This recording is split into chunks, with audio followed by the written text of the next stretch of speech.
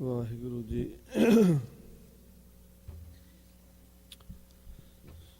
ਸ੍ਰੀ ਨਾਨਕ ਅੰਗਦ ਗੁਰੂ ਅਮਰਦਾਸ ਸੁਖ ਕੰਦ,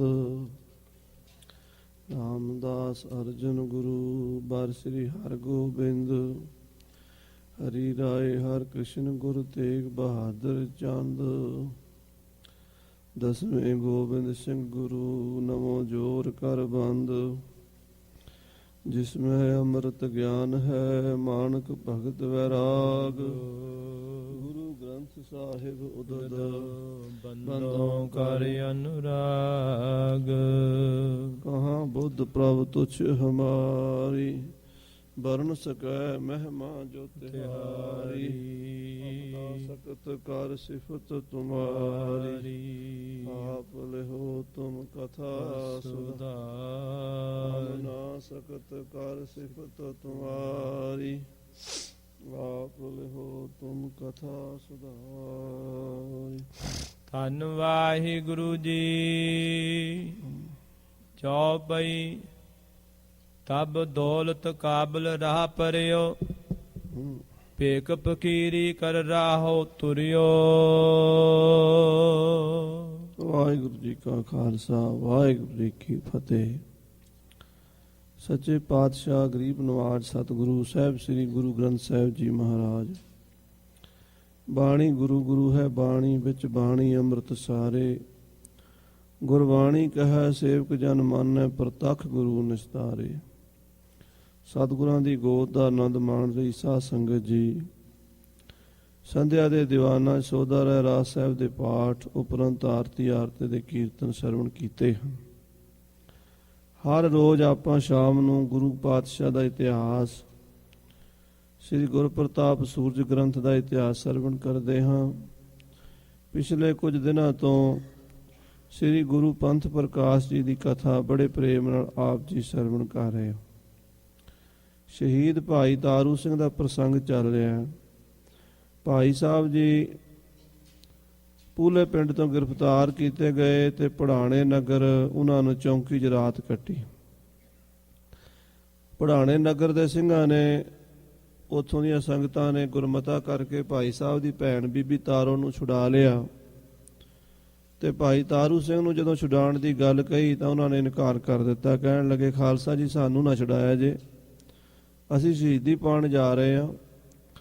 ਜਿਹੜਾ ਅਸੀਂ ਇਹ ਗੁਰੂ ਸਾਹਿਬ ਜੀ ਸੱਚੇ ਪਾਤਸ਼ਾਹ ਦਾ ਬਚਨ ਹੈ ਗੁਰੂ ਨਾਨਕ ਦੇਵ ਜੀ ਦਾ, ਉਹ ਪੂਰਾ ਕਰਨਾ ਹੈ। ਸੀਸ ਦੇ ਕੇ ਦਿੱਤਾ ਹੋਇਆ ਰਾਜ ਵਾਪਸ ਲੈਣਾ ਹੈ। ਸਿੰਘਾਂ ਨੇ ਪੁੱਛਿਆ, ਜੀ ਉਹ ਕਿਵੇਂ ਹੋਇਆ ਸੀ? ਭਾਈ ਤਾਰੂ ਸਿੰਘ ਜੀ ਕਹਿੰਦੇ ਆ ਵੀ ਜਿਹੜਾ ਦੌਲਤ ਖਾਂ ਲੋਧੀ ਸੀ, ਉਹ ਗੁਰੂ ਨਾਨਕ ਸਾਹਿਬ ਦਾ ਸਿੱਖ ਬਣ ਗਿਆ ਸੀ, ਔਰ ਉਹਦੀਆਂ ਦੋ ਬੇਗਮਾਂ ਦੇ ਬੱਚਾ ਨਹੀਂ ਸੀ। ਗੁਰੂ ਨਾਨਕ ਸਾਹਿਬ ਜੀ ਨੇ ਬਖਸ਼ਿਸ਼ ਕੀਤੀ, ਦੋਵਾਂ ਦੇ ਦੋ ਦੋ ਪੁੱਤਰ ਹੋਏ ਸਨ। ਜਾਲੀਦੀਨ, ਜੌਲਦੀਨ, ਗਾਜੀ ਖਾਨ, ਗਜਮਸਤ ਖਾਨ, ਇਹ ਚਾਰ ਦੌਲਤ ਖਾਨ ਦੇ ਬੱਚੇ ਪੜ੍ਹ ਲਿਖ ਕੇ ਬੜੀ ਛੋਟੀ ਉਮਰ ਦੇ ਵਿੱਚ ਹੀ ਦਿੱਲੀ ਦੇ ਬਾਦਸ਼ਾਹ ਇਬਰਾਹਿਮ ਲੋਧੀ ਦੇ ਨਾਲ ਬੜੇ ਵੱਡੇ ਸੂਬੇਦਾਰ ਬਣ ਗਏ ਸਨ। ਇਬਰਾਹਿਮ ਲੋਧੀ ਨਵਾਂ ਬਾਦਸ਼ਾਹ ਬਣਿਆ ਸੀ। ਸ਼ਰਾਬੀ, ਕਬਾਬੀ, ਜੁਆਰੀ ਸਾਰੇ ਹੀ ਐਬ ਉਹਦੇ ਸਨ। ਇਹਨਾਂ ਚਾਰਾਂ ਲੜਕਿਆਂ ਨੇ ਬਾਦਸ਼ਾਹ ਨੂੰ ਰੋਕਿਆ ਸੀ ਵੀ ਤੂੰ ਬਾਦਸ਼ਾਹ ਬਣ ਕੇ ਜ਼ੁਲਮ ਨਾ ਕਰ। ਪਰ ਬਾਦਸ਼ਾਹ ਨੇ ਜ਼ੁਲਮ ਤੋਂ ਬਾਜ਼ ਆਉਣ ਦੀ ਬਜਾਏ ਇੱਕ ਹੋਰ ਜ਼ੁਲਮ ਕਰ ਦਿੱਤਾ। ਉਹਨਾਂ ਹੀ ਚਾਰਾਂ ਬੱਚਿਆਂ ਨੂੰ ਕੈਦ ਕਰ ਲਿਆ ਤੇ ਮਾਰਨ ਦਾ ਹੁਕਮ ਦੇ ਦਿੱਤਾ। ਮਰਨ ਤੋਂ ਪਹਿਲਾਂ ਉਹਨਾਂ ਚੌਹਾਂ ਲੜਕਿਆਂ ਨੇ ਇੱਕ ਚਿੱਠੀ ਆਪਣੇ ਪਿਤਾ ਦੌਲਤ ਖਾਂ ਲੋਧੀ ਵੱਲ ਲਿਖ ਦਿੱਤੀ ਕਿ ਬਾਪੂ ਜੀ, ਆਹ ਚਿੱਠੀ ਮਿਲਣ ਤੋਂ ਪਹਿਲਾਂ ਹੋ ਸਕਦਾ ਅਸੀਂ ਇਸ ਦੁਨੀਆ ਤੋਂ ਚਲੇ ਜਾਈਏ। ਸਾਨੂੰ ਇਹ ਜ਼ਾਲਮ ਬਾਦਸ਼ਾਹ ਲੋਧੀ ਬਾਦਸ਼ਾਹ ਮਾਰ ਦੇਵੇਗਾ। ਭਾਵੇਂ ਇਹ ਸਾਡੀ ਬਰਾਦਰੀ ਦਾ ਹੈ, ਪਰ ਸਾਡਾ ਦੁਸ਼ਮਣ ਬਣ ਗਿਆ ਹੈ। ਕਿਉਂਕਿ ਇਬਰਾਹਿਮ ਲੋਧੀ ਵੀ ਲੋਧੀ ਬਰਾਦਰੀ ਸੀ ਔਰ ਦੌਲਤ ਖਾਂ ਲੋਧੀ ਦੀ ਵੀ ਲੋਧੀ ਬਰਾਦਰੀ ਸੀ। ਪਠਾਣਾ ਦੀ ਜਾਤ ਹੈ ਲੋਧੀ। ਇਹ ਲੋਧੀਆਂ ਦਾ ਰਾਜ ਸੀ ਹਿੰਦੁਸਤਾਨ 'ਚ। ਲੁਧਿਆਣਾ ਲੋਧੀਆਂ ਨੇ ਵਸਾਇਆ ਹੈ ਔਰ ਇਹ ਸਾਡੀ ਮੌਤ ਦਾ ਕਾਰਨ ਬਣ ਗਿਆ ਹੈ। ਅਸੀਂ ਇਹਨੂੰ ਉਪਦੇਸ਼ ਚੰਗੇ ਲਈ ਦਿੱਤਾ ਸੀ, ਪਰ ਇਸਨੇ ਉਹਦਾ ਬੁਰਾ ਅਸਰ ਕਬੂਲ ਲਿਆ ਹੈ। ਚਾਰੇ ਭਰਾਵਾਂ ਨੂੰ ਮਾਰ ਦੇਵੇਗਾ ਤੇ ਪਿਤਾ ਜੀ ਤੁਸੀਂ ਪਠਾਨ ਪੁੱਤਰ ਹੋ ਤੇ ਸਾਡੀ ਮੌਤ ਦਾ ਬਦਲਾ ਲਿਆ ਜੇ। ਜੇ ਤੁਸੀਂ ਆਖੋ ਕਿ ਅਸੀਂ ਬੁੱਢੇ ਹੋ ਗਏ ਆ, ਬੁੱਢਾ ਹੋ ਗਿਆ ਮੈਂ, ਔਰ ਬੁੱਢਾ ਬਜ਼ੁਰਗ ਆ, ਮੇਰਾ ਕੋਈ ਮਦਦਗਾਰ ਨਹੀਂ ਹੈ, ਤਾਂ ਪਿਤਾ ਜੀ ਤੁਸੀਂ ਗੁਰੂ ਨਾਨਕ ਸਾਹਿਬ ਮਹਾਰਾਜ ਕੋਲ ਜਾਇਆ ਜੇ। ਜਿੱਥੇ ਵੀ ਪੀਰ ਨਾਨਕ ਹੋਣ, ਪੀਰ ਨਾਨਕ ਨੂੰ ਬੇਨਤੀ ਕਰਿਆ ਜੇ, ਪੀਰ ਨਾਨਕ ਕਿਰਪਾ ਕਰਨਗੇ ਤਾਂ ਸਾਰਾ ਮਸਲਾ ਹੱਲ ਹੋ ਜਾਏਗਾ। ਔਰ ਇਹ ਚਿੱਠੀ ਪਹੁੰਚਦੇ ਸਾਰ ਤੁਸੀਂ ਵੀ ਲੁਧਿਆਣਾ ਛੱਡ ਦਿਆ ਜੇ, ਨਹੀਂ ਤਾਂ ਲੁਧਿਆਣੇ ਵਿੱਚ ਤੁਹਾਡੇ ਹੋਣ ਤੇ ਤੁਹਾਨੂੰ ਵੀ ਮਰਵਾ ਦੇਵੇਗਾ। ਸਾਧ ਸੰਗਤ ਜੀ, ਦੌਲਤ ਖਾਂ ਪਹਿਲਾਂ ਸਾਰੀ ਉਮਰ ਸੁਲਤਾਨਪੁਰ ਰਿਹਾ ਹੈ। ਜਿਹੜਾ ਸੁਲਤਾਨਪੁਰ ਗੁਰੂ ਨਾਨਕ ਸਾਹਿਬ ਮਹਾਰਾਜ ਨੇ ਪਵਿੱਤਰ ਕੀਤਾ ਹੈ, ਉੱਥੇ ਦੌਲਤ ਖਾਂ ਨਵਾਬ ਸੀਗਾ। ਉਹਦੇ ਕੋਲ ਹੀ ਮਹਾਰਾਜ ਮੋਦੀ ਖਾਨਾ ਚਲਾਉਂਦੇ ਰਹੇ, 13 ਤੋਲਦੇ ਰਹੇ। ਪਰ ਜਦੋਂ ਦੌਲਤ ਖਾਂ ਦੇ ਬੱਚੇ ਵੱਡੇ ਅਹੁਦਿਆਂ ਦੇ ਨੌਕਰ ਲੱਗ ਗਏ, ਬਾਦਸ਼ਾਹ ਦੇ ਅਫਸਰ ਬਣ ਗਏ, ਸੂਬੇਦਾਰ ਬਣ ਗਏ, ਦੌਲਤ ਖਾਂ ਬੁੱਢਾ ਬਹੁਤ ਹੋ ਗਿਆ ਸੀ। ਬੁਢੇਪੇ 'ਚ ਉਹਨੇ ਲੁਧਿਆਣੇ ਆਪਣੀ ਰਿਹਾਇਸ਼ ਕਰ ਲਈ ਸੀ, ਲੁਧਿਆਣੇ ਰਹਿੰਦਾ ਸੀ।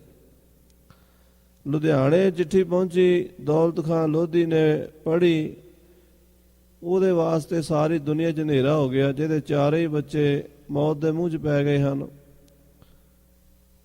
ਬੜਾ ਘਬਰਾ ਗਿਆ, ਪਰ ਚਿੱਠੀ ਦੇ ਵਿੱਚ ਲਿਖਿਆ ਸੀ ਕਿ ਘਬਰਾ ਕੇ ਗੱਲ ਨਹੀਂ ਬਣਨੀ, ਪੀਰ ਨਾਨਕ ਦੀ ਮਦਦ ਲੈਣੀ ਪੈਣੀ ਹੈ, ਉਹਨਾਂ ਕੋਲ ਜਾਓ। ਦੌਲਤ ਖਾਂ ਲੋਧੀ ਨੇ ਗੁਰੂ ਨਾਨਕ ਸਾਹਿਬ ਦਾ ਪਤਾ ਕੀਤਾ ਤੇ ਮਹਾਰਾਜ ਐਮਨਾਬਾਦ ਸਨ, ਭਾਈ ਲਾਲੋ ਦੇ ਘਰ। ਲਾਲੋ ਤਰਖਾਣ ਜਿਹਦੇ ਘਰ ਗੁਰੂ ਨਾਨਕ ਸਾਹਿਬ 2 ਵਾਰੀ ਰਹੇ ਹੈ, ਉਹਨੂੰ ਪਹਿਲਾਂ ਦੱਸ ਦਿੱਤਾ ਸੀ, ਜੈਸੀ ਮੈਂ ਆਵੇ ਖਸਮ ਕੀ ਬਾਣੀ, ਤੈਸੜਾ ਕਰੀ ਗਿਆਨ ਵੇ ਲਾਲੋ, ਪਾਪ ਕੀ ਜੰਜ ਲੈ ਕਾਬਲੋਂ ਧਾਇਆ, ਜੋਰੀ ਮੰਗੈ ਦਾਨ ਵੇ ਲਾਲੋ। ਉਹ ਬਚਨ ਜੋ ਵਰਤਣਾ ਸੀ ਭਾਣਾ, ਗੁਰੂ ਸਾਹਿਬ ਪਹਿਲਾਂ ਕਹਿ ਦਿੱਤਾ ਸੀ ਭਾਈ ਲਾਲੋ ਨੂੰ। ਹੁਣ ਲਾਲੋ ਕੋਲ ਬੈਠੇ ਨੇ ਰੋੜੀ ਸਾਹਿਬ, ਉੱਥੇ ਗੁਰਦੁਆਰਾ ਹੈ, ਰੋੜੀ ਦੇ ਉੱਤੇ ਮਹਾਰਾਜ ਆਸਣ ਲਾਉਂਦੇ ਸੀਗੇ, ਇਸ ਕਰਕੇ ਰੋੜੀ ਸਾਹਿਬ ਗੁਰਦੁਆਰਾ ਹੈ। ਰੇਤ ਅੱਕ ਆਹਾਰ ਕਰ ਰੋੜਾਂ ਦੀ ਗੁਰ ਕਰੀ ਵਿਛਾਈ। ਉੱਥੇ ਸਾਧ ਸੰਗਤ ਜੀ ਰੋੜੀ ਸਾਹਿਬ ਦੌਲਤ ਖਾਂ ਲੋਧੀ ਪਹੁੰਚਿਆ, ਘੋੜੇ ਤੋਂ ਉਤਰਿਆ ਤੇ ਰੋਂਦਾ ਰੋਂਦਾ ਗੁਰੂ ਨਾਨਕ ਸਾਹਿਬ ਦੇ ਚਰਨਾਂ ਤੇ ਢਹਿ ਪਿਆ। ਕਹਿਣ ਲੱਗਾ, ਮਹਾਰਾਜ ਮੈਂ ਮਾਰਿਆ ਗਿਆ ਹਾਂ, ਬਰਬਾਦ ਹੋ ਗਿਆ ਹਾਂ, ਲੁੱਟਿਆ ਗਿਆ ਹਾਂ, ਮੇਰਾ ਕੱਖ ਨਹੀਂ ਬਚਿਆ। ਸਤਿਗੁਰੂ ਕਹਿਣ ਲੱਗੇ, ਦੱਸ ਕੀ ਗੱਲ ਹੋਈ ਹੈ? ਕਹਿਣ ਲੱਗਾ, ਮੇਰੇ ਚਾਰੇ ਪੁੱਤਰ ਜੋ ਤੁਹਾਡੇ ਸਿੱਖ ਸਨ, ਚਾਰੇ ਭਾਈ ਸਾਧ ਸੰਗਤ ਜੀ ਸੁਖਮਨੀ ਸ੍ਰੀ ਜਪਜੀ ਸਾਹਿਬ ਜੀ ਦਾ ਪਾਠ ਰੋਜ਼ ਕਰਿਆ ਕਰਦੇ ਸਨ, ਕਿਉਂਕਿ ਗੁਰੂ ਨਾਨਕ ਸਾਹਿਬ ਦੇ ਬਚਨ ਨਾਲ ਉਹਨਾਂ ਚਾਰਾਂ ਭਾਈਆਂ ਦਾ ਜਨਮ ਹੋਇਆ ਸੀ। ਮੁਸਲਮਾਨ ਦੌਲਤ ਖਾਂ ਕਹਿਣ ਲੱਗਾ, ਮੇਰੇ ਬੱਚੇ ਇਬਰਾਹੀਮ ਲੋਧੀ ਬਾਦਸ਼ਾਹ, ਜ਼ਾਲਮ ਬਾਦਸ਼ਾਹ ਨੇ ਕਤਲ ਕਰ ਦਿੱਤੇ ਆ, ਕਿਉਂਕਿ ਮੇਰੇ ਬੱਚੇ ਉਹਨੂੰ ਬੁਰਾਈ ਤੋਂ ਰੋਕਦੇ ਸੀ। ਔਰ ਇੱਕ ਖਬਰ ਇਹ ਵੀ ਮਿਲੀ ਹੈ ਕਿ ਵਜ਼ੀਰ ਆਜ਼ਮ, ਵਜ਼ੀਰ ਹਿੰਦ, ਹਿੰਦੁਸਤਾਨ ਦਾ ਸਭ ਤੋਂ ਵੱਡਾ ਜਿਹੜਾ ਵਜ਼ੀਰ ਹੈ, ਉਹ ਵੀ ਮਾਰ ਦਿੱਤਾ। ਵਜ਼ੀਰ ਕੌਣ ਸੀ? ਵਜ਼ੀਰ ਵੀ ਗੁਰੂ ਕਾ ਸਿੱਖ ਸੀਗਾ। ਜੋ ਰਾਏ ਬੁਲਾਰ ਹੋਇਆ ਨਾ, ਰਾਏ ਬੁਲਾਰ ਦਾ ਪੁੱਤਰ ਸੀਗਾ ਵਜ਼ੀਰ। ਗੁਰੂ ਨਾਨਕ ਸਾਹਿਬ ਦੀ ਬਖਸ਼ਿਸ਼ ਨਾਲ ਉਹ ਵਜ਼ੀਰ ਬਣ ਗਿਆ ਸੀ ਹਿੰਦੁਸਤਾਨ ਦਾ। ਉਹ ਵੀ ਮਾਰ ਦਿੱਤਾ, ਕਿਉਂਕਿ ਉਹਨੇ ਉਹਨਾਂ ਬੱਚਿਆਂ ਦਾ ਪੱਖ ਲਿਆ ਸੀਗਾ। ਸੋ ਆਪ ਜੀ ਦੇ 5 ਸਿੱਖਾਂ ਨੂੰ ਜ਼ਾਲਮ ਬਾਦਸ਼ਾਹ ਨੇ ਕਤਲ ਕਰ ਦਿੱਤਾ ਹੈ। ਸੱਚੇ ਪਾਤਸ਼ਾਹ ਜੀ, ਮੈਨੂੰ ਦੱਸੋ ਹੁਣ ਮੈਂ ਕੀ ਕਰਾਂ? ਮੈਂ ਉਹਨਾਂ ਪੁੱਤਰਾਂ ਦਾ ਬਦਲਾ ਲੈਣਾ ਚਾਹੁੰਦਾ, ਮੈਂ ਬਾਬਰ ਨੂੰ ਲਿਆਉਣਾ ਚਾਹੁੰਦਾ, ਤੁਸੀਂ ਅਸ਼ੀਰਵਾਦ ਦਿਓ। ਮਹਾਰਾਜ ਕਹਿੰਦੇ, ਚੰਗਾ ਜੇ ਤੂੰ ਬਾਬਰ ਨੂੰ ਲਿਆਉਣਾ ਤੇ ਜਾ ਬਾਬਰ ਨੂੰ ਕਹਿ ਦੇ ਕਿ ਹਿੰਦੁਸਤਾਨ ਤੇ ਹਮਲਾ ਕਰ ਦੇਵੇ। ਆਪੇ ਦੋਸ਼ ਨਾ ਦੇਈ ਕਰਤਾ, ਜਮ ਕਰ ਮੁਗਲ ਚੜਾਇਆ। ਕਰਨ ਵਾਲੇ ਗੁਰੂ ਨਾਨਕ ਸਾਹਿਬ ਨੇ, ਹੋਰ ਤੇ ਕਰਤਾ ਹੈ ਹੀ ਕੋਈ ਨਹੀਂ। ਆਖੋ ਸਤਨਾਮ ਸ੍ਰੀ ਵਾਹਿਗੁਰੂ। ਆਪਣੀ ਲੀਲਾ, ਆਪਣੀ ਮਾਇਆ ਆਪ ਵਿਸਥਾਰ ਰਹੇ ਹੈ। ਤੇ ਅਕਾਲ ਪੁਰਖ ਵਾਹਿਗੁਰੂ ਪਰਮੇਸ਼ਰ ਸਰੂਪ ਸ੍ਰੀ ਗੁਰੂ ਨਾਨਕ ਸਾਹਿਬ ਜੀ ਕਹਿ ਰਹੇ ਹੈ, ਕਹਿੰਦੇ ਜਾਓ ਬਾਬਰ ਨੂੰ ਲੈ ਕੇ ਆਓ। ਤਾਂ ਬਾਬਰ ਬਾਦਸ਼ਾਹ ਦੇ ਕੋਲ ਦੌਲਤ ਖਾਂ ਬੜੇ ਮੁਸ਼ਕਲ ਦੇ ਨਾਲ ਕਾਬਲ ਪਹੁੰਚਿਆ, ਕਿਉਂਕਿ ਰਸਤੇ ਦੇ ਵਿੱਚ ਦੌਲਤ ਖਾਂ ਲੋਧੀ ਨੂੰ ਜਾਣ ਦਾ ਖਤਰਾ ਸੀ। ਉਹ ਰਸਤਾ ਬਦਲ ਕੇ ਗਿਆ, ਭੇਸ ਵੀ ਬਦਲ ਕੇ ਗਿਆ। ਬੜੀ ਮੁਸ਼ਕਲ ਨਾਲ ਕਾਬਲ ਪਹੁੰਚਿਆ, ਜਾ ਕੇ ਬਾਬਰ ਨੂੰ ਮਿਲਿਆ। ਬਾਬਰ ਨੇ ਉਹਦੀ ਗੱਲ ਸੁਣੀ। ਉਹ ਬਾਬਰ ਹਿੰਦੁਸਤਾਨ ਦਾ ਹਾਲ ਪੁੱਛ ਰਿਹਾ ਤੇ ਦੌਲਤ ਖਾਂ ਦੱਸ ਰਿਹਾ। ਉਹ ਕਥਾ ਸਰਵਣ ਕਰੋ, ਪਿਆਰ ਨਾਲ ਆਖੋ ਸਤਨਾਮ ਸ੍ਰੀ ਵਾਹਿਗੁਰੂ, ਸਤਨਾਮ ਸ੍ਰੀ ਵਾਹਿਗੁਰੂ। ਸਭ ਦੌਲਤ ਕਾਬਲ ਰਾਹ ਪਰਿਓ। ਕਹਿੰਦੇ ਗੁਰੂ ਨਾਨਕ ਸਾਹਿਬ ਦਾ ਆਸ਼ੀਰਵਾਦ ਲੈ ਕੇ ਐਮਨਾਬਾਦ ਤੋਂ ਦੌਲਤ ਖਾਂ ਲੋਧੀ ਕਾਬਲ ਦੇ ਰਸਤੇ ਤੁਰ ਪਿਆ। ਭੇਖ ਫਕੀਰੀ ਕਰ ਰਾਤੁਰਿਓ ਰਸਤੇ ਦੇ ਵਿੱਚ ਫਕੀਰੀ ਭੇਸ ਧਾਰਨ ਕਰ ਲਿਆ, ਫਕੀਰਾਂ ਵਾਲੇ ਕੱਪੜੇ ਪਾ ਲਏ, ਸਾਦਾ ਜਿਹਾ ਬਣ ਗਿਆ। ਥੇ ਰਹਾਉ ਰੁਕਾਏ ਬਰਮੇ ਸਾਹੇ ਬੈਰਮ ਖਾਨ ਇਬਰਾਹੀਮ ਲੋਧੀ ਬਾਦਸ਼ਾਹ ਨੇ ਰਸਤੇ ਰੋਕੇ ਹੋਏ ਸਨ ਵੀ ਦੌਲਤ ਖਾਂ ਕਿਤੇ ਵੀ ਲੱਭ ਜਾਵੇ ਉਹਨੂੰ ਗ੍ਰਿਫਤਾਰ ਕਰਕੇ ਦਿੱਲੀ ਪਹੁੰਚਾਓ। ਦੌਲਤ ਪੁਜੇ ਨਾ ਕਾਬਲ ਰਾਹੇ ਕਿਉਂਕਿ ਇਬਰਾਹੀਮ ਲੋਧੀ ਨੂੰ ਆਪਣਾ ਖਤਰਾ ਸੀ ਕਿ ਮੈਂ ਉਹਦੇ 4 ਪੁੱਤਰ ਮਾਰੇ ਨੇ, ਉਹ ਕਿਤੇ ਕਾਬਲ ਨਾ ਚਲਾ ਜਾਵੇ। ਛੱਡ ਵੈ ਰਹਾ ਅਵਰ ਰਾਹ ਪਰਿਓ ਉਹ ਰਸਤਾ ਛੱਡ ਕੇ ਦੌਲਤ ਖਾਂ ਕਿਸੇ ਹੋਰ ਰਸਤੇ ਤੋਂ ਕਾਬਲ ਨੂੰ ਗਿਆ। ਰਾਹ ਕੁਰਾਹੇ ਕਾਬਲ ਬਰਿਓ ਬੜਾ ਔਖਾ ਰਾਏ ਕੁਰਾਏ ਤੁਰਦਾ ਕਾਬਲ ਜਾ ਵੜਿਆ। ਉਵਾ ਭੇਸ ਪੁਨ ਆਪਣੋ ਕਰਿਓ ਕਾਬਲ ਜਾ ਕੇ ਉਹਨੇ ਆਪਣਾ ਭੇਸ ਜਿਹੜਾ ਸੀ ਉਹ ਫਕੀਰਾਂ ਵਾਲਾ ਲਾਹ ਕੇ ਤੇ ਵਧੀਆ ਕੱਪੜੇ ਪਾਏ। ਜਾਏ ਦੇਸ ਬਾਬਰ ਕੇ ਵਰਿਓ ਉਹ ਬਾਬਰ ਬਾਦਸ਼ਾਹ ਦੇ ਮੁਲਕ ਦੇ ਵਿੱਚ ਅਫਗਾਨਿਸਤਾਨ ਦੇ ਕਾਬਲ ਦੇ ਵਿੱਚ ਜਾ ਪਹੁੰਚਾ। ਤੇ ਬਾਬਰ ਸੋ ਮਿਲਣਾ ਹੋਈ ਕਿਉਂਕਿ ਬਾਬਰ ਬਾਦਸ਼ਾਹ ਬਹੁਤ ਵੱਡਾ ਬਾਦਸ਼ਾਹ ਸੀ, ਉਹਦੇ ਨਾਲ ਮੁਲਾਕਾਤ ਕਰਨੀ ਬੜੀ ਔਖੀ ਸੀ। ਦੌਲਤ ਖਾਂ ਵਿਚਾਰਾ ਉੱਥੇ ਫਿਰਦਾ ਹੈ। ਜਦੋਂ ਬੰਦੇ ਨੂੰ ਮੁਸੀਬਤ ਪੈਂਦੀ ਹੈ ਨਾ, ਉਦੋਂ ਗੁਰੂ ਤੋਂ ਬਿਨਾਂ ਕੋਈ ਸਹਾਇਤਾ ਨਹੀਂ ਕਰਦਾ। ਔਖੇ ਸਮੇਂ ਸਾਰੇ ਰਾਹ ਬੰਦ ਹੋ ਜਾਂਦੇ ਆ। ਸੋ ਬਾਬਰ ਨੂੰ ਮਿਲਣਾ ਚਾਹੁੰਦਾ ਦੌਲਤ ਖਾਂ, ਪਰ ਬਾਬਰ ਮਿਲਦਾ ਨਹੀਂ ਹੈ। ਜਬ ਸਤਿਗੁਰ ਓਣ ਤੇ ਆਏ ਤੋਈ ਫਿਰ ਦੌਲਤ ਖਾਂ ਨੇ ਅਰਦਾਸ ਕੀਤੀ, ਧੰਨ ਸ੍ਰੀ ਗੁਰੂ ਨਾਨਕ ਦੇਵ ਸਾਹਿਬ ਜੀ ਮਹਾਰਾਜ ਕਿਰਪਾ ਕਰੋ, ਬਖਸ਼ਿਸ਼ ਕਰੋ, ਮੇਰੀ ਬਾਬਰ ਨਾਲ ਮੁਲਾਕਾਤ ਹੋ ਜਾਵੇ। ਤੁਰਤ ਬਾਬਰ ਸੋ ਮਿਲਨੋ ਪਇਓ ਬਸ ਅਰਦਾਸ ਕਰਨ ਦੀ ਦੇਰੀ ਸੀ, ਬਿਰਥੀ ਕਦੇ ਨਾ ਹੋਵਈ। ਜਨ ਕੀ ਅਰਦਾਸ ਨਾਨਕ ਜੋਰ ਗੋਬਿੰਦ ਕਾ ਪੂਰਨ ਗੁਣਤਾਸ। ਅਰਦਾਸ ਕਰਿਆ ਕੋਈ ਕੰਮ ਨਹੀਂ ਰੁਕਦਾ। ਮਹਾਰਾਜ ਸੱਚੇ ਪਾਤਸ਼ਾਹ ਆਪ ਸਹਾਈ ਹੁੰਦੇ ਆ।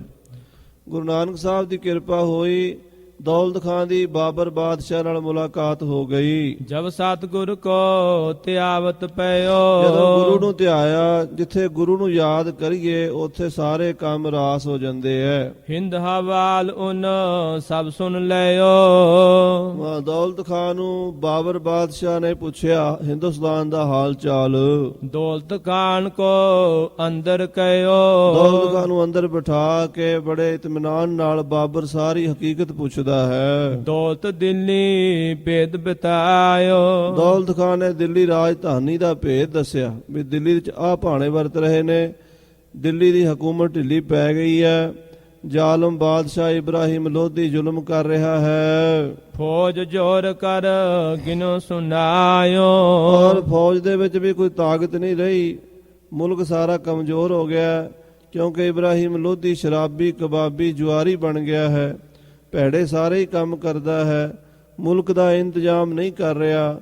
ਜਿਹੜੀ ਇੱਕ ਬਾਦਸ਼ਾਹ ਦੀ ਜ਼ਿੰਮੇਵਾਰੀ ਹੁੰਦੀ ਆ ਉਸ ਤੋਂ ਨਸ ਗਿਆ ਹੈ। ਔਰ ਉਹਨੇ ਮੇਰੇ ਪੁੱਤਰ ਵੀ ਮਾਰ ਦਿੱਤੇ ਆ ਤੇ ਆਪਣੇ ਬਹੁਤ ਸਾਰੇ ਬੰਦੇ ਦਰਬਾਰੀ ਕਤਲ ਕਰ ਦਿੱਤੇ ਆ। ਸੂਬੇ ਅਗਲੇ ਦੈ ਮਰਵਾਏ ਉਸ ਬਾਦਸ਼ਾਹ ਇਬਰਾਹੀਮ ਲੋਧੀ ਨੇ ਪਹਿਲੇ ਬਜ਼ੁਰਗ ਜਿਹੜੇ ਸਿਆਣੇ ਸੂਬੇਦਾਰ ਸੀ ਸਾਰੇ ਕਤਲ ਕਰਵਾ ਦਿੱਤੇ ਨੇ। ਨੈ ਬਾਲਕ ਦੈ ਸੂਬੇ ਠਹਿਰਾਏ ਤੇ ਨਿਆਣਿਆਂ ਨੂੰ ਸੂਬੇਦਾਰ ਬਣਾ ਦਿੱਤਾ ਹੈ, ਅਣਜਾਣ ਬੰਦਿਆਂ ਨੂੰ ਮੁਲਕ ਦਾ ਇੰਤਜ਼ਾਮ ਦੇ ਦਿੱਤਾ ਹੈ। ਹੁਣ ਤੇ ਬੰਦੋਬਸਤ ਨਾ ਹੋਏ ਉਹ ਜਿਹੜੇ ਨਿਆਣੇ ਛੋਟੀ ਉਮਰ ਦੇ ਸੂਬੇਦਾਰ ਬਣਾਏ ਨੇ, ਉਹਨਾਂ ਕੋਲੋਂ ਮੁਲਕ ਦਾ ਬੰਦੋਬਸਤ ਨਹੀਂ ਹੋ ਰਿਹਾ। ਦੇਸ਼ ਦਾ ਹਿੰਦੁਸਤਾਨ ਦਾ ਪ੍ਰਬੰਧ ਨਿਆਣੇ ਸੂਬੇਦਾਰ ਕਿਵੇਂ ਕਰ ਸਕਦੇ ਆ? ਪੁਰਾਣੇ ਹਟਾ ਦਿੱਤੇ ਆ ਜਾਂ ਮਾਰ ਦਿੱਤੇ, ਤੇ ਜਿਹੜੇ ਨਿਆਣੇ ਲਾਏ ਨੇ ਆਪਣੇ ਪੱਖੀ ਸ਼ਰਾਬੀ ਕਬਾਬੀ ਨੇ, ਉਹਦੇ ਵਰਗੇ ਹੀ ਨੇ। ਉਹਨਾਂ ਕੋਲੋਂ ਹਿੰਦੁਸਤਾਨ ਦਾ ਪ੍ਰਬੰਧ ਨਹੀਂ ਚੱਲ ਰਿਹਾ। ਬਦੀ ਲਗਾਵਨ ਅਗਲਨ ਸੋਏ ਪੁਰਾਣਿਆਂ ਦੇ ਸਿਰ ਤੇ ਬਦੀਆਂ ਦੇ ਇਲਜ਼ਾਮ ਲਾ ਦਿੱਤੇ ਨੇ, ਬਦਨਾਮ ਕਰ ਦਿੱਤਾ ਪੁਰਾਣਿਆਂ ਨੂੰ। ਦੀਨੇ ਉਨ ਵਡ ਮਾਰ ਸਭ ਸੂਬੇ ਔਰ ਵਜ਼ੀਰਾ ਉਸ ਜ਼ਾਲਮ ਬਾਦਸ਼ਾਹ ਨੇ ਬੜੇ ਬੜੇ ਸਿਆਣੇ ਬੰਦੇ ਕਤਲ ਕਰਾ ਦਿੱਤੇ ਨੇ, ਵੱਡੇ ਵੱਡੇ ਸੂਬੇਦਾਰ ਮਰਵਾ ਦਿੱਤੇ ਨੇ, ਵੱਡੇ ਵੱਡੇ ਵਜ਼ੀਰ ਮਰਵਾ ਦਿੱਤੇ ਨੇ। ਇੱਥੋਂ ਤੱਕ ਵੀ ਮੇਰੇ 4 ਪੁੱਤਰ ਬੜੇ ਸਿਆਣੇ ਸਨ, ਨੇਕ ਸਲਾਹ ਦਿੰਦੇ ਸਨ, ਉਹ ਵੀ ਮਰਵਾ ਦਿੱਤੇ ਨੇ। ਬਾਲਕ ਮੂੜ ਗਵਾਰ ਜੇ ਜੇਤੇ ਕੀਏ ਅਮੀਰਾ ਔਰ ਵੱਡਾ ਵਜ਼ੀਰ ਸੀ ਜੋ ਰਾਏ ਬੁਲਾਰ ਦਾ ਬੇਟਾ ਸੀ, ਸਾਧ ਸੰਗਤ। ਰਾਏ ਬੁਲਾਰ ਵੀ ਗੁਰੂ ਨਾਨਕ ਸਾਹਿਬ ਦਾ ਸਿੱਖ ਹੋਇਆ, ਬਲਕਿ ਗੁਰੂ ਨਾਨਕ ਸਾਹਿਬ ਨੂੰ ਸਭ ਤੋਂ ਪਹਿਲਾਂ ਪਛਾਣਨ ਵਾਲਿਆ ਜੋ ਰਾਏ ਬੁਲਾਰ ਹੀ ਹੈ। ਜਾਂ ਦੌਲਤਾਂ ਦਾਈ, ਜਾਂ ਪਾਂਧਾ ਹਰਦਿਆਲ, ਜਾਂ ਰਾਏ ਬੁਲਾਰ, ਇਹਨਾਂ ਲੋਕਾਂ ਨੇ ਗੁਰੂ ਸਾਹਿਬ ਜੀ ਨੂੰ ਬਹੁਤ ਛੋਟੀ ਅਵਸਥਾ 'ਚ ਪਛਾਣ ਲਿਆ ਸੀ ਕਿ ਅਵਤਾਰ ਪਰਮੇਸ਼ਰ ਦੇ ਆਏ ਹਨ।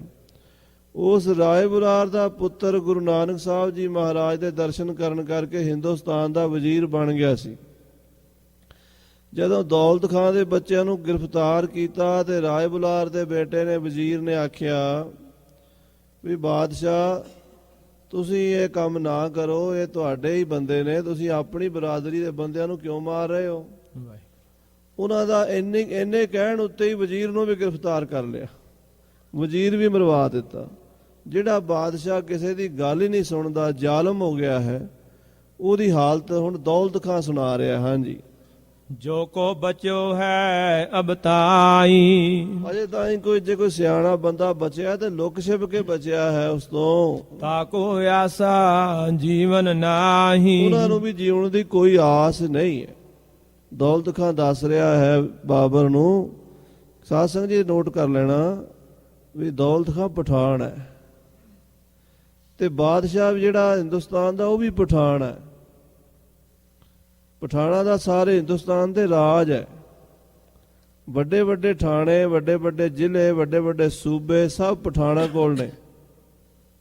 ਮੁਗਲ ਅਜੇ ਪੰਜਾਬ 'ਚ ਨਹੀਂ ਆਏ। ਮੁਗਲ ਇੱਕ ਦੂਸਰੀ ਜਾਤ ਹੈ।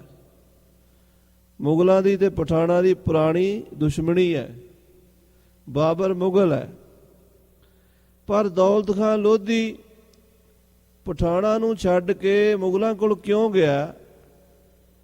ਆਪਣੀ ਬਰਾਦਰੀ ਨੂੰ ਛੱਡ ਕੇ ਦੂਜੀ ਬਰਾਦਰੀ ਦਾ ਸਹਾਰਾ ਉਹਨੇ ਕਿਉਂ ਲਿਆ? ਕਿਉਂਕਿ ਆਪਣੀ ਬਰਾਦਰੀ ਦੇ ਲੋਕ ਉਹਨੂੰ ਮਾਰ ਰਹੇ ਨੇ, ਉਹਦੇ ਬੱਚੇ ਹੀ ਕਤਲ ਕਰ ਦਿੱਤੇ ਨੇ। ਜਦੋਂ ਆਪਣੇ ਬੱਚਿਆਂ ਨੂੰ ਕੋਈ ਮਾਰੇ, ਭਾਵੇਂ ਸਕਾ ਭਰਾ ਹੋਵੇ, ਪਹਿਲਾਂ ਤੇ ਆਪਣੇ ਬੱਚਿਆਂ ਦਾ ਦੁੱਖ ਹੁੰਦਾ ਨਾ।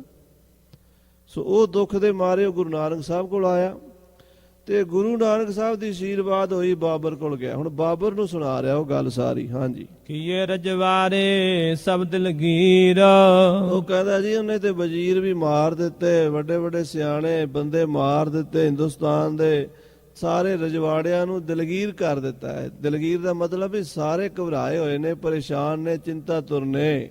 ਮਰਹਟੇ ਦਖਣੀ ਕੀਏ ਤਗੀਰ, ਔਰ ਉਧਰ ਦੱਖਣ ਦੇ ਚ ਮਰਹਟਿਆਂ ਦੀ ਬੜੀ ਤਾਕਤ ਬਣਦੀ ਜਾ ਰਹੀ ਹੈ। ਉਸ ਪੈਥੋਂ ਇੱਕ ਪੋਵੋਂ ਪ੍ਰਦਾਨ, ਉਹਦੇ ਕੋਲ ਸਭ ਤੋਂ ਵੱਡਾ ਜਿਹੜਾ ਵਜ਼ੀਰ ਸੀ ਰਾਏ ਬੁਲਾਰ ਦਾ ਪੁੱਤਰ ਹੀ ਸੀ। ਅਕਲਦਾਰ ਤੋਂ ਬੜੋ ਸੁਜਾਨ, ਉਹ ਬਹੁਤ ਸਿਆਣਾ, ਬਹੁਤ ਪੜ੍ਹਿਆ ਲਿਖਿਆ, ਵਿਦਵਾਨ, ਅਕਲ ਵਾਲਾ ਬੰਦਾ ਸੀ। ਜਬ ਦੇਖੇ ਉਹਨਾਂ ਮਰੇ ਅਮੀਰ, ਉਹਨੇ ਜਦੋਂ ਦੇਖਿਆ ਵਜ਼ੀਰ ਨੇ ਕਿ ਸਾਡਾ ਬਾਦਸ਼ਾਹ ਮੂਰਖਤਾਈ ਕਰ ਰਿਹਾ ਹੈ, ਵੱਡੇ ਵੱਡੇ ਸੂਬਿਆਂ ਨੂੰ ਬਿਨਾਂ ਮਤਲਬ ਕਤਲ ਕਰਵਾਈ ਜਾ ਰਿਹਾ ਹੈ, ਅਮੀਰਾਂ ਨੂੰ ਮਰਵਾਈ ਜਾ ਰਿਹਾ ਹੈ। ਹੋਤ ਕਾਮੁਨ ਲਖਿਓ ਤਗੀਰ, ਉਹਨੇ ਦੇਖਿਆ ਕੰਮ ਖਰਾਬ ਹੋ ਰਿਹਾ, ਇਦਾਂ ਦਾ ਮੁਲਕ ਉਜੜ ਜਾਏਗਾ, ਦੇਸ਼ ਬਰਬਾਦ ਹੋ ਜਾਏਗਾ ਸਾਰਾ ਹਿੰਦੁਸਤਾਨ। ਉਸੇ ਭਲੇ ਕੀ ਆਖੀ ਬਾਤ, ਉਸ ਵਜ਼ੀਰ ਨੇ ਭਲੇ ਦੀ ਗੱਲ ਆਖੀ। ਉਹਨੇ ਆਖਿਆ ਬਾਦਸ਼ਾਹ ਇਦਾਂ ਨਹੀਂ ਕਰੀਦਾ ਹੁੰਦਾ, ਆਪਣੇ ਬੰਦੇ, ਆਪਣੇ ਮੁਲਕ ਦੇ ਸਿਆਣੇ ਬੰਦੇ ਨਹੀਂ ਮਾਰੀਦੇ ਹੁੰਦੇ, ਆਪਣੇ ਅਫਸਰ ਆਪ ਕਤਲ ਨਹੀਂ ਕਰੀਦੇ ਹੁੰਦੇ, ਆਪਣੇ ਬੰਦਿਆਂ ਦੀ ਗੱਲ ਸੁਣੀਦੀ ਹੈ, ਉਹਦੇ ਨਾਲ ਵਿਚਾਰ ਰਲਾ ਕੇ ਤੁਰੀ ਦੀ। ਜਦੋਂ ਇਹ ਭਲੇ ਦੀ ਗੱਲ ਆਖੀ, ਬੜੇ ਕੰਮ ਨੇ ਛੋਟੇ ਕਰਾਤ, ਉਹਨੇ ਇਹ ਵੀ ਆਖਿਆ ਕਿ ਬਾਦਸ਼ਾਹ ਵੱਡਿਆਂ ਦੇ ਕੰਮ ਛੋਟਿਆਂ ਤੋਂ ਨਹੀਂ ਹੁੰਦੇ, ਜਿਹੜੇ ਕੰਮ ਵੱਡਿਆਂ ਦੇ ਆ ਉਹ ਵੱਡੇ ਹੀ ਕਰ ਸਕਦੇ ਆ, ਜਿਹੜਾ ਕੰਮ ਛੋਟੇ ਦਾ ਉਹ ਛੋਟਾ ਕਰ ਲੇਗਾ, ਪਰ ਵੱਡੇ ਦਾ ਕੰਮ ਛੋਟਾ ਨਹੀਂ ਕਰ ਸਕਦਾ। ਉਮਰ ਦਾ ਤਕਾਜ਼ਾ ਹੁੰਦਾ, ਕਈ ਗੱਲਾਂ ਬੰਦੇ ਨੂੰ ਉਮਰ ਨਾਲ ਆਉਂਦੀਆਂ ਨੇ, ਕਈ ਬੰਦੇ ਦੀ ਅਹੁਦਾ ਵੀ ਹੁੰਦਾ ਹੈ, ਪਰਿਵਾਰ ਦਾ ਵੀ, ਖਾਨਦਾਨ ਦਾ ਵੀ ਅਸਰ ਹੁੰਦਾ। ਉਹ ਸਾਰੀਆਂ ਗੱਲਾਂ ਸੋਚ ਸਮਝ ਕੇ ਕਰੀਦੀਆਂ ਨੇ। ਤੁਸੀਂ ਵੱਡੇ ਬੰਦਿਆਂ ਨੂੰ ਕਤਲ ਕਰਾ ਕੇ ਛੋਟਿਆਂ ਨੂੰ ਵੱਡਾ ਕਰ ਰਹੇ ਹੋ, ਉਹ ਛੋਟਿਆਂ ਕੋਲੋਂ ਐਡਾ ਵੱਡਾ ਮੁਲਕ ਨਹੀਂ ਸੰਭਿਆ ਜਾਣਾ। ਮਾਰੇ ਬੜੇ ਚਹਿ ਨਾ ਸੂਰੇ, ਐਡੇ ਐਡੇ ਸੂਰਬੀਰਾਂ ਨੂੰ ਤੂੰ ਮਾਰੀ ਜਾ ਰਿਹਾ ਹੈ, ਇਹ ਨਹੀਂ ਚਾਹੀਦਾ। ਜੇ ਐਡੇ ਐਡੇ ਸੂਰਬੀਰ ਯੋਧੇ ਨਵਾਬ ਪਠਾਨ ਤੂੰ ਮਾਰ ਦੇਗਾ, ਤੇਰਾ ਮੁਲਕ ਉਜੜ ਜਾਏਗਾ। ਛੋਟੇ ਕਰੇ ਨਾ ਬੜੇ ਕੰਮ ਪੂਰੇ, ਛੋਟਿਆਂ ਕੋਲੋਂ ਵੱਡੇ ਕੰਮ ਨਹੀਂ ਹੁੰਦੇ, ਛੋਟਿਆਂ ਕੋਲੋਂ ਵੱਡੇ ਕੰਮ ਪੂਰੇ ਨਹੀਂ ਹੁੰਦੇ। ਕੈਸੇ ਛੋਟੇ ਨਰਨ ਤੈ ਸਰੇ ਬੜਨ ਕੋ ਕਾਮ। ਸਿਆਣਿਆਂ ਦੀ ਕਹਾਵਤ ਹੈ ਵੀ ਛੋਟਿਆਂ ਕੋਲੋਂ ਵੱਡਿਆਂ ਦੇ ਕੰਮ ਨਹੀਂ ਸਰਿਆ ਕਰਦੇ। ਮੜਿਓ ਤਮਾਮੇ ਜਾਤ ਕਬ ਸੋਚ ਹੋਏ ਕੇ ਜਾਮ। ਕਹਿੰਦੇ ਨਗਾਰਾ ਮੜਨਾ ਹੋਵੇ 100 ਚੂਹੇ ਮਾਰ ਲਓ ਤਾਂ ਵੀ ਨਹੀਂ ਮੜਿਆ ਜਾਂਦਾ। ਨਗਾਰਾ ਮੜਨਾ ਹੈ ਤੇ ਜੇ ਕੋਈ ਆਖੇ ਵੀ 100 ਚੂਹੇ ਇਕੱਠੇ ਕਰਕੇ ਆਪਾਂ ਉਹਨਾਂ ਦੀ ਖਲੜੀ ਲਾਹ ਕੇ 100 ਚੂਹਿਆਂ ਦੀ ਖਲੜੀ ਨਾਲ ਨਗਾਰਾ ਮੜਿਆ ਜਾਏਗਾ? ਊਂਠ ਹੀ ਮਾਰਨਾ ਪੈਣਾ। ਭਾਵ ਛੋਟਿਆਂ ਨਾਲ ਵੱਡੇ ਕੰਮ ਨਹੀਂ ਹੁੰਦੇ। ਯੋ ਸੁਨ ਪੋਇਓ ਮਾਰ ਗਵਾਏ। ਇਹ ਜਦੋਂ ਗੱਲ ਵਜ਼ੀਰ ਨੇ ਆਖੀ ਤੇ ਜ਼ਾਲਮ ਬਾਦਸ਼ਾਹ ਇਬਰਾਹੀਮ ਲੋਧੀ ਨੇ ਆਪਣਾ ਵਜ਼ੀਰ ਵੀ ਕਤਲ ਕਰ ਦਿੱਤਾ। ਆਪਣੇ ਖੈਰ ਖਾਹੀ ਉਨਕਾ ਆਏ। ਉਹਨੇ ਆਪਣੇ ਖੈਰ ਖਾਈ ਮਾਰ ਦਿੱਤੇ। ਕਿੱਡਾ ਮੂਰਖ ਸੀਗਾ ਵੀ ਆਪਣੇ ਰਿਸ਼ਤੇਦਾਰ, ਆਪਣੇ ਵਜ਼ੀਰ, ਆਪਣੇ ਅਫਸਰ ਹੀ ਮਾਰੀ ਗਿਆ ਸਾਰੇ। ਬਿਨ ਤਕਸੀਰ ਉਨ ਮਾਰਿਓ ਬੋਆ। ਬਿਨਾਂ ਮਤਲਬ ਦੇ ਬਿਨਾਂ ਕਿਸੇ ਗੱਲ ਦੇ ਵਜ਼ੀਰ ਮਾਰ ਦਿੱਤਾ। ਹੈ ਕਾਰ ਜਗਤ ਬਹੂਆ। ਜਦੋਂ ਵਜ਼ੀਰ ਨੂੰ ਵੀ ਕਤਲ ਕਰ ਦਿੱਤਾ ਤੇ ਸਾਰੇ ਪਾਸੇ ਹਾਹਾਕਾਰ ਮਚੀ ਹੋਈ ਹਿੰਦੁਸਤਾਨ ਦੇ ਵਿੱਚ। ਤਬ ਦੌਲਤ ਕੀ ਬਾਤ ਸੁਣ ਬਾਬਰ ਪਇਓ ਤਿਆਰ। ਇਹ ਗੱਲ ਸੁਣ ਕੇ ਦੌਲਤ ਖਾਨ ਦੀ ਬਾਬਰ ਦੇ ਮਨ 'ਚ ਅੱਗੇ ਹੀ ਲੱਡੂ ਫੁੱਟਦੇ ਸਨ ਵੀ ਮੈਂ ਹਿੰਦੁਸਤਾਨ ਦਾ ਰਾਜ ਲਵਾਂ, ਹਿੰਦੁਸਤਾਨ ਤੇ ਹਮਲਾ ਕਰਾਂ, ਹਿੰਦੁਸਤਾਨ ਕਮਜ਼ੋਰ ਹੋਵੇ ਤੇ ਮੇਰਾ ਉੱਥੇ ਰਾਜ ਹੋਵੇ। ਉਹ ਤਿਆਰ ਹੋ ਗਿਆ ਦੌਲਤ ਖਾਨ ਦੀ ਗੱਲ ਸੁਣ ਕੇ। ਵਜ਼ੀਰ ਸੋ ਰੋਕਿਓ ਫਿਰ ਉਸੈ ਕਰਕੇ ਬੋਹਿਐ ਵਿਚਾਰ। ਵਜ਼ੀਰ ਨੇ ਜਿਹੜਾ ਉਹਦਾ ਬਾਬਰ ਦਾ ਵਜ਼ੀਰ ਸੀ ਉਹਨੇ ਬਾਬਰ ਨੂੰ ਰੋਕਿਆ। ਕਿਉਂ ਰੋਕਿਆ ਸੁਣੋ। ਹਾਂਜੀ। ਹਿੰਦੁਸਤਾਨ ਹੈ ਪੀਰਨ ਪੂਰੋ ਕਰੈ ਮਦਦ ਵੈ ਸਾਹੇ ਜ਼ਰੂਰ। ਵਜ਼ੀਰ ਕਹਿਣ ਲੱਗਾ ਉਹਨਾਂ ਦਿਨਾਂ ਸਾਧ ਸੰਗਤ ਜੀ ਇਹਨਾਂ ਚੀਜ਼ਾਂ ਤੇ ਬਹੁਤ ਵਿਸ਼ਵਾਸ ਕੀਤਾ ਜਾਂਦਾ ਸੀ ਬਈ ਜਾਦੂ ਟੂਣਾ ਕਲਾਮ ਕਾਲਾ ਇਲਮ ਮੁਸਲਮਾਨਾਂ 'ਚ ਅੱਜ ਵੀ ਬਹੁਤ ਹੈ। ਵੈਸੇ ਤਾਂ ਕਹਿ ਲਓ ਵੀ ਸਾਰੀਆਂ ਕੌਮਾਂ ਵਿੱਚ ਹੀ ਹੁੰਦਾ ਹੈ। 99% ਲੋਕ ਤਾਂ ਮੰਨਦੇ ਆ। ਇੱਥੇ ਵੀ ਮੈਂ ਅਖਬਾਰਾਂ 'ਚ ਦੇਖਦਾ ਵੀ ਇੰਨੀਆਂ ਐਡਾਂ ਸਾਡੇ ਹਿੰਦੁਸਤਾਨ 'ਚ ਨਹੀਂ ਮਿਲਦੀਆਂ ਜਿੰਨੀਆਂ ਇੱਥੇ ਮਿਲਦੀਆਂ ਵੀ 40 ਦਿਨਾਂ 'ਚ ਕੰਮ ਕਰ ਦਿਆਂਗੇ, ਹਫ਼ਤੇ 'ਚ ਕੰਮ ਕਰ ਦਿਆਂਗੇ, ਹੱਥਾਂ ਦੇ ਸਰੋਂ ਜਮਾ ਦਿਆਂਗੇ, ਆਹ ਕਰ ਦਿਆਂਗੇ, $100 ਭੇਜ ਦਿਓ ਤੇ ਆਹ ਕਰ ਦਿਆਂਗੇ, 500 ਭੇਜ ਦਿਓ ਤੇ ਆਹ ਕਰ ਦਿਆਂਗੇ। ਹੁਣ ਚੱਲਦਾ ਹੀ ਹੈ ਨਾ ਕੰਮ। ਤੇ ਟੀਵੀ ਤੇ ਵੀ ਐਡਾਂ ਆਉਂਦੀਆਂ ਤੇ ਦੁਨੀਆ ਵਿਸ਼ਵਾਸ ਕਰਦੀ ਵੀ ਹੈ, ਦਿੰਦੇ ਆ ਲੋਕ ਪੈਸੇ। ਉਹਨਾਂ ਦਿਨਾਂ ਵਿੱਚ ਇੰਨੀ ਪੜ੍ਹਾਈ ਲਿਖਾਈ ਨਹੀਂ ਸੀ ਤੇ ਉਹਨਾਂ ਦਿਨ ਤੇ ਹੋਣਾ ਹੀ ਸੀ ਜ਼ੋਰ। ਵਜ਼ੀਰ ਵੱਡੇ ਵੱਡੇ ਬਾਦਸ਼ਾਹ ਵੀ ਇਹਨਾਂ ਚੀਜ਼ਾਂ ਤੇ ਭਰੋਸਾ ਕਰਦੇ ਸੀਗੇ। ਉਹ ਵਜ਼ੀਰ ਜਿਹੜਾ ਸੀ ਨਾ ਉਹ ਕਹਿਣ ਲੱਗਾ ਬਾਬਰ ਨੂੰ, ਕਹਿੰਦਾ ਠਹਿਰੋ ਬਾਦਸ਼ਾਹ, ਹਿੰਦੁਸਤਾਨ ਤੇ ਹਮਲਾ ਕਰਨ ਤੋਂ ਪਹਿਲਾਂ ਸੋਚ ਲਓ। ਹਿੰਦੁਸਤਾਨ 'ਚ ਬੜੇ ਬੜੇ ਕਾਮਲ ਪੀਰ ਰਹਿੰਦੇ ਆ। ਉਹਨਾਂ ਕਾਮਲ ਪੀਰਾਂ ਦੇ ਕੋਲ ਜਾਦੂ ਟੂਣੇ ਦੀ, ਕਾਲੇ ਇਲਮ ਦੀ ਬਹੁਤ ਸ਼ਕਤੀ ਹੈ। ਕਿਤੇ ਆਪਾਂ ਨੂੰ ਹਿੰਦੁਸਤਾਨ ਗਿਆ ਨੂੰ ਰਸਤੇ 'ਚ ਦਿੱਕਤ ਨਾ ਆ ਜਾਵੇ। ਕੋਈ ਜਾਦੂ ਟੂਣਾ ਕਰਨ ਵਾਲਾ, ਕੋਈ ਕਾਲਾ ਇਲਮ ਕਰਨ ਵਾਲਾ ਸਾਡੀ ਫੌਜ ਦਾ ਨੁਕਸਾਨ ਨਾ ਕਰ ਦੇਵੇ। ਕੋਈ ਪਠਾਣਾ ਦੀ ਮਦਦ ਦੇ ਉੱਤੇ ਨਾ ਕੋਈ ਪੂਰਾ ਪੀਰ ਉੱਤਰ ਆਵੇ। ਇਸ ਗੱਲ ਨੂੰ ਵਿਚਾਰ ਲਓ ਪਹਿਲਾਂ। ਹਾਂਜੀ। ਸੋ ਹਮ ਤੈ ਕਬ ਜੀਤਿਓ ਜਾਏ। ਜੇ ਪਠਾਣਾ ਦੀ ਮਦਦ ਤੇ ਕੋਈ ਬਹੁਤ ਤਗੜਾ ਪੀਰ ਆ ਗਿਆ ਤੇ ਲੋਧੀ ਸਾਡੇ ਤੋਂ ਜਿੱਤੇ ਨਹੀਂ ਜਾਣਗੇ, ਅਸੀਂ ਹਿੰਦੁਸਤਾਨ ਨੂੰ ਫਤਿਹ ਨਹੀਂ ਕਰ ਸਕਾਂਗੇ। ਕਰੈ ਪੀਰ ਜੇ ਆਵ ਸਹਾਏ। ਜੇ ਕੋਈ ਚੰਗਾ ਤਗੜਾ ਪੀਰ ਉਹਨਾਂ ਦੀ ਸਹਾਇਤਾ ਤੇ ਆ ਗਿਆ, ਕਿਉਂਕਿ ਹਿੰਦੁਸਤਾਨ ਵਿੱਚ ਸਾਧ ਸੰਗਤ ਜੀ ਇਸਲਾਮ 2 ਤਰੀਕਿਆਂ ਨਾਲ ਫੈਲਿਆ ਹੈ। ਇੱਕ ਤਲਵਾਰ ਦੇ ਜ਼ੋਰ ਨਾਲ, ਇੱਕ ਕਾਲੇ ਇਲਮ ਦੇ ਜ਼ੋਰ ਨਾਲ। ਕਾਲਾ ਇਲਮ ਜਾਦੂ ਟੂਣਾ, ਜਦੋਂ ਕਿਸੇ ਬੰਦੇ ਨੂੰ ਕੋਈ ਲੋੜ ਹੁੰਦੀ ਹੈ ਨਾ, ਕੋਈ ਦੁਖੀ ਹੁੰਦਾ ਕਿਸੇ ਦੇ ਘਰ, ਮੰਨ ਲਓ ਕਿਸੇ ਦਾ ਬੱਚਾ ਹੀ ਬਿਮਾਰ ਹੋ ਗਿਆ, ਠੀਕ ਨਹੀਂ ਹੁੰਦਾ, ਦਵਾਈਆਂ ਸਾਰੀਆਂ ਚੱਲ ਗਈਆਂ, ਇਲਾਜ ਚੱਲ ਗਏ, ਨਹੀਂ ਠੀਕ ਹੋਇਆ, ਫਿਰ ਕੋਲੋਂ ਹੀ ਗੁਆਂਢੀ ਕਹਿ ਦਿੰਦੇ ਹੁੰਦੇ ਆ ਉਹ ਫਲਾਣੇ ਬਾਬੇ ਕੋਲ ਚਲਾ ਜਾ, ਹੱਥ ਹੌਲਾ ਕਰਾ ਲੈ, ਠੀਕ ਹੋ ਜਾਏਗਾ। ਮਰਦਾ ਕੀ ਨਾ ਕਰਦਾ ਬੰਦਾ ਉੱਥੇ ਚਲਾ ਜਾਂਦਾ। ਤੇ ਉਹ ਜਿਹੜੇ ਬਾਬੇ ਹੁੰਦੇ ਆ, ਜਿਹੜੇ ਧਰਮ ਨੂੰ ਮੰਨਦੇ ਹੁੰਦੇ ਆ, ਉਸ ਪਾਸੇ ਬੰਦੇ ਨੂੰ ਲਾ ਦਿੰਦੇ ਆ। ਜਿਹੜੇ ਧਰਮ ਨੂੰ ਮੰਨਦੇ ਹੋਣ ਉੱਦਾਂ ਦਾ ਹੀ ਉਹ ਕੰਮ ਮੁਸਲਮਾਨਾਂ 'ਚ ਜ਼ਿਆਦਾ ਹੈ। ਬਈ ਤੂੰ ਵੀਰਵਾਰ ਨੂੰ ਚਿਰਾਗ ਬਾਲਦੀ ਘਰ 'ਚ, ਅੱਧਾ ਮੁਸਲਮਾਨ ਆਪੇ ਬਣ ਗਿਆ ਜਦੋਂ ਪੀਰ ਨੂੰ ਮੱਥਾ ਟੇਕਦਾ। ਹੌਲੇ ਹੌਲੇ ਬੰਦੇ ਦੀ ਮਾਨਸਿਕ ਬਿਰਤੀ ਉੱਧਰ ਹੋ ਜਾਂਦੀ ਆ ਤੇ ਉਹ ਆਪੇ ਝੁਕ ਜਾਂਦਾ, ਉੱਧਰ ਚਲਾ ਜਾਂਦਾ। ਇਸ ਤਰੀਕੇ ਨਾਲ ਇਹ ਪ੍ਰਚਾਰ ਵੀ ਬਹੁਤ ਸੀ ਲੋਕਾਂ ਦੇ ਦਿਲਾਂ 'ਚ ਸਹਿਮ ਬੈਠਾ ਹੋਇਆ ਸੀ ਵੀ ਪੀਰਾਂ ਕੋਲ ਬੜੀ ਕਰਾਮਾਤ ਹੈ, ਪੀਰਾਂ ਕੋਲ ਬੜੀ ਸ਼ਕਤੀ ਹੈ। ਪੀਰਾਂ ਦੀ ਕਬਰਾਂ 9-9 ਗਜ ਲੰਮੀਆਂ ਬਣਾ ਦਿੰਦੇ, ਬੰਦਾ ਤਾਂ ਭਾਵੇਂ 2.5 ਗਜ ਦਾ ਵੀ ਨਾ ਹੋਵੇ ਪਰ ਉਹਨੂੰ ਬਣਾ ਦਿੰਦੇ 9 ਗਜ ਦਾ। ਇਹ ਦੇਖ ਹੁਣ ਕਬਰ ਦੇ ਵਿੱਚੋਂ ਪੱਟ ਕੇ ਤਾਂ ਨਹੀਂ ਦੇਖਣਾ ਵੀ ਕਿੱਡਾ ਲੰਮਾ ਸੀ, ਦੇਖਣ ਵਾਲੇ ਨੇ ਜੀ ਲੱਗਣਾ ਵੀ ਐਡਾ ਵੱਡਾ ਬਾਬਾ ਹੋਣਾ ਜਿਹੜਾ ਮਰਿਆ ਪਿਆ ਏ, ਡਰ ਲੱਗਦਾ ਉਸ ਤੋਂ ਵੇਖ ਕੇ। ਇਸ ਤਰ੍ਹਾਂ ਮਾਨਸਿਕਤਾ ਬਣ ਜਾਂਦੀ ਹੈ ਡਰ ਵਾਲੀ, ਸਹਿਮ ਵਾਲੀ।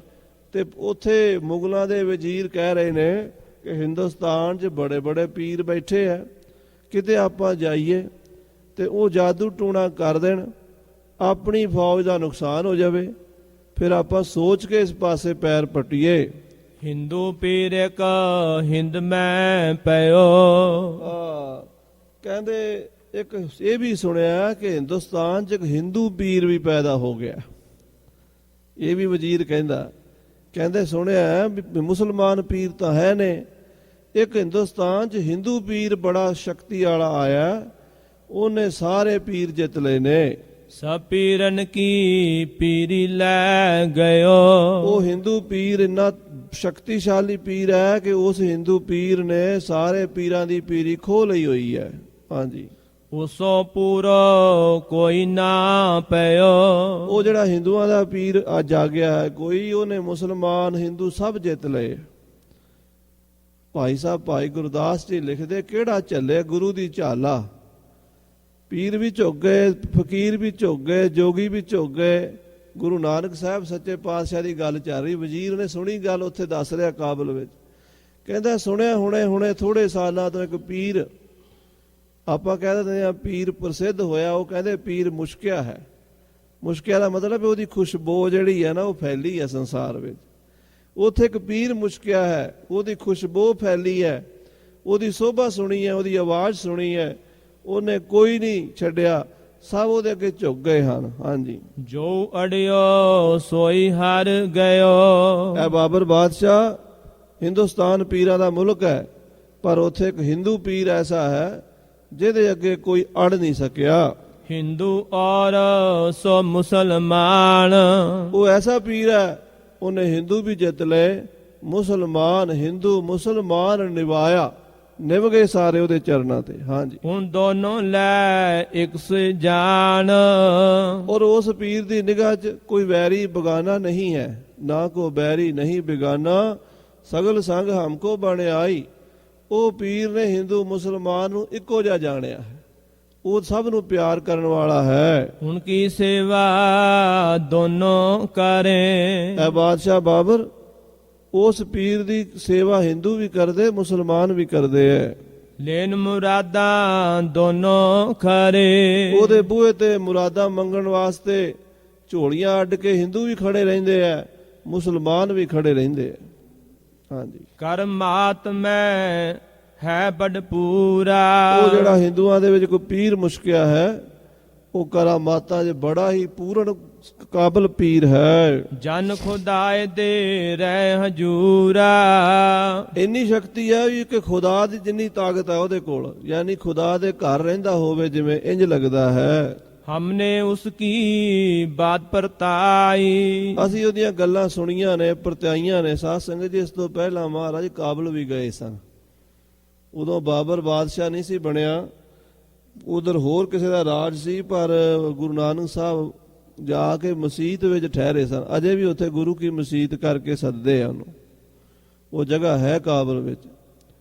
ਉਹ ਮਸੀਤ ਵਿੱਚ ਮਹਾਰਾਜ ਜੀ ਨੇ ਗੁਰੂ ਨਾਨਕ ਸਾਹਿਬ ਜਾ ਕੇ ਕਹਿਣ ਲੱਗੇ ਵੀ ਅਸੀਂ ਰਾਤ ਰਹਿਣਾ। ਮੌਲਵੀ ਕਹਿੰਦਾ ਬਾਹਰ ਨਿਕਲੋ, ਬਾਹਰ ਨਿਕਲੋ, ਤੁਸੀਂ ਤਾਂ ਮਸੀਤ ਹੀ ਝੂਠੀ ਕਰਤੀ ਸਾਡੀ, ਹਿੰਦੂ ਤੁਸੀਂ ਕਾਫਰ, ਮਸੀਤ 'ਚ ਕਿਉਂ ਵੜ ਗਏ। ਮਹਾਰਾਜ ਬਾਹਰ ਨਿਕਲਣ ਦੀ ਬਜਾਏ ਪੌੜੀ ਪੌੜੀ 'ਚ ਉੱਤੇ ਚੜ੍ਹ ਗਏ ਮਸੀਤ ਤੇ।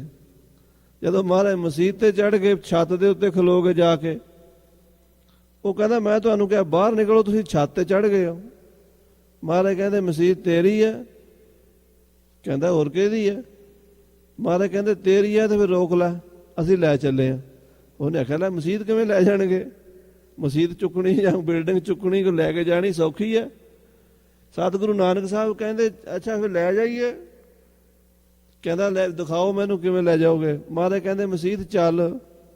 ਮਸੀਤ ਤੁਰ ਪਈ, ਸ਼ਹਿਰ ਦੇ ਬਾਹਰ ਨੂੰ ਤੇ ਮੌਲਵੀ ਹੋਰੀ ਸਾਰੇ ਰੌਲਾ ਪਾਲੋ ਸਾਡੀ ਮਸਜਿਦ ਲੈ ਗਿਆ, ਮਸਜਿਦ ਲੈ ਗਿਆ, ਪਿੱਛੇ ਪਿੱਛੇ ਭੱਜੇ। ਸਾਰੇ ਸ਼ਹਿਰ ਦੇ ਉੱਤੋਂ ਦੀ ਘੁਮਾਇਆ ਮਹਾਰਾਜ ਨੇ, ਸਾਰਾ ਸ਼ਹਿਰ ਪਿੱਛੇ ਪਿੱਛੇ, ਵੱਡੇ ਛੋਟੇ ਗਰੀਬ ਅਮੀਰ ਭੱਜੇ ਫਿਰਨ, ਹੱਥ ਜੋੜਨ ਵੀ ਬਖਸ਼ਦੇ ਬਖਸ਼ਦੇ ਬਖਸ਼ਦੇ। ਮਹਾਰਾਜ ਨੇ ਮਸਜਿਦ ਲਿਆ ਕੇ ਰੋਕਤੀ ਤੇ ਸਾਰੇ ਪੈਰੀ ਪੈ ਗਏ। ਮਹਾਰਾਜ ਕਹਿੰਦੇ ਰੱਬ ਦੇ ਘਰ ਤੇ ਕਬਜ਼ਾ ਨਹੀਂ ਕਰੀਦਾ ਹੁੰਦਾ, ਇਹ ਰੱਬ ਦਾ ਹੈ, ਸਭ ਦਾ ਹੈ, ਉਹ ਸਾਰਿਆਂ ਦਾ ਪਿਤਾ ਹੈ। ਜੇ ਤੁਸੀਂ ਮਸਜਿਦ ਨੂੰ ਰੱਬ ਦਾ ਘਰ ਸਮਝਦੇ ਹੋ ਤੇ ਉੱਥੇ ਕੋਈ ਕਾਫਰ ਨਹੀਂ ਹੈ, ਸਭ ਜਿਹੜਾ ਉੱਥੇ ਆ ਗਿਆ ਉਹ ਰੱਬ ਦਾ ਬੰਦਾ ਸਮਝਿਆ ਕਰੋ। ਸੋ ਕਾਬਲ ਦੇ ਵਿੱਚ ਵੀ ਚਰਨ ਪਾਏ, ਉੱਥੇ ਵੀ ਸਿੱਖੀ ਦਾ ਪ੍ਰਚਾਰ ਕੀਤਾ। ਉਹ ਵਜ਼ੀਰ ਕਹਿ ਰਿਹਾ, ਕਹਿੰਦਾ ਮੈਂ ਬਾਬੇ ਨਾਨਕ ਦੀਆਂ ਬਹੁਤੀਆਂ ਗੱਲਾਂ ਸੁਣੀਆਂ ਹਨ, ਜੋ ਨ ਕਹੀ ਸੋ ਸਾਚੀ ਪਾਈ। ਉਹਦੇ ਕਹਿੰਦੇ ਵੀ ਮੂੰਹ ਤੋਂ ਨਿਕਲਿਆ ਬਚਨ ਝੂਠਾ ਹੁੰਦਾ ਹੀ ਨਹੀਂ, ਜੋ ਕਹਿ ਦੇਵੇ ਸੱਚ ਹੀ ਹੁੰਦਾ ਹੈ। ਜੇ ਚਾਹੋ ਤੁਮ ਹਿੰਦ ਲਈ ਤੋ ਉਸ ਪ੍ਰਵਾਨਗੀ ਲੈ ਹੋ। ਵਜ਼ੀਰ ਕਹਿੰਦਾ ਜੇ ਤੁਸੀਂ ਹਿੰਦੁਸਤਾਨ ਦਾ ਰਾਜ ਲੈਣਾ ਚਾਹੁੰਦੇ ਹੋ ਤਾਂ ਫਿਰ ਉਸ ਪੀਰ ਨਾਨਕ ਦੀ ਪ੍ਰਵਾਨਗੀ ਲੈ ਲਓ। ਹਿੰਦੁਸਤਾਨ ਦਾ ਰਾਜ ਤੁਸੀਂ ਲੈਣਾ ਚਾਹੁੰਦੇ ਹੋ ਬਾਦਸ਼ਾਹ, ਤੇ ਜਿਹੜਾ ਉਹ ਹਿੰਦੂਆਂ ਦਾ ਪੀਰ ਨਾਨਕ ਹੈ ਉਹਦਾ ਆਸ਼ੀਰਵਾਦ ਲੈ ਲਓ, ਫਿਰ ਤੁਹਾਡਾ ਕੰਮ ਸਾਫ਼, ਰਸਤਾ ਸਾਫ਼ ਹੋ ਜਾਏਗਾ। ਬਿਨ ਪ੍ਰਵਾਨਗੀ ਉਸੈ ਤੇ ਆਗੇ ਪੈਰ ਨਾ ਦੇਹੋ। ਜੇ ਕਿਤੇ ਪੀਰ ਨਾਨਕ ਪ੍ਰਵਾਨਗੀ ਨਹੀਂ ਦਿੰਦਾ ਤਾਂ ਤੁਸੀਂ ਹਿੰਦੁਸਤਾਨ ਵਾਲੇ ਪਾਸੇ ਮੂੰਹ ਨਾ ਕਰਿਆ ਜੇ, ਫਿਰ ਕੰਮ ਔਖਾ ਹੈ। ਜੇ ਪੀਰ ਨਾਨਕ ਤੁਹਾਨੂੰ ਥਾਪੀ ਦੇ ਦਿੰਦਾ ਤੇ ਫਿਰ ਕੰਮ ਸੌਖਾ ਹੈ। ਹਾਂਜੀ, ਤਬ ਦੌਲਤ ਸੋਨ ਬੋਲਤ ਪਇਓ। ਕੋਲ ਦੌਲਤ ਖਾਂ ਬੈਠਾ ਸੀ, ਸਮਝ ਗਿਆ ਵੀ ਇਹਦੇ ਸਾਡੇ ਪੀਰ ਦੀ ਗੱਲ ਹੋ ਰਹੀ ਹੈ। ਦੌਲਤ ਖਾਂ ਬੋਲਿਆ, ਹਮਨੇ ਵਹਿ ਪੀਰ ਕਰ ਲਿਓ।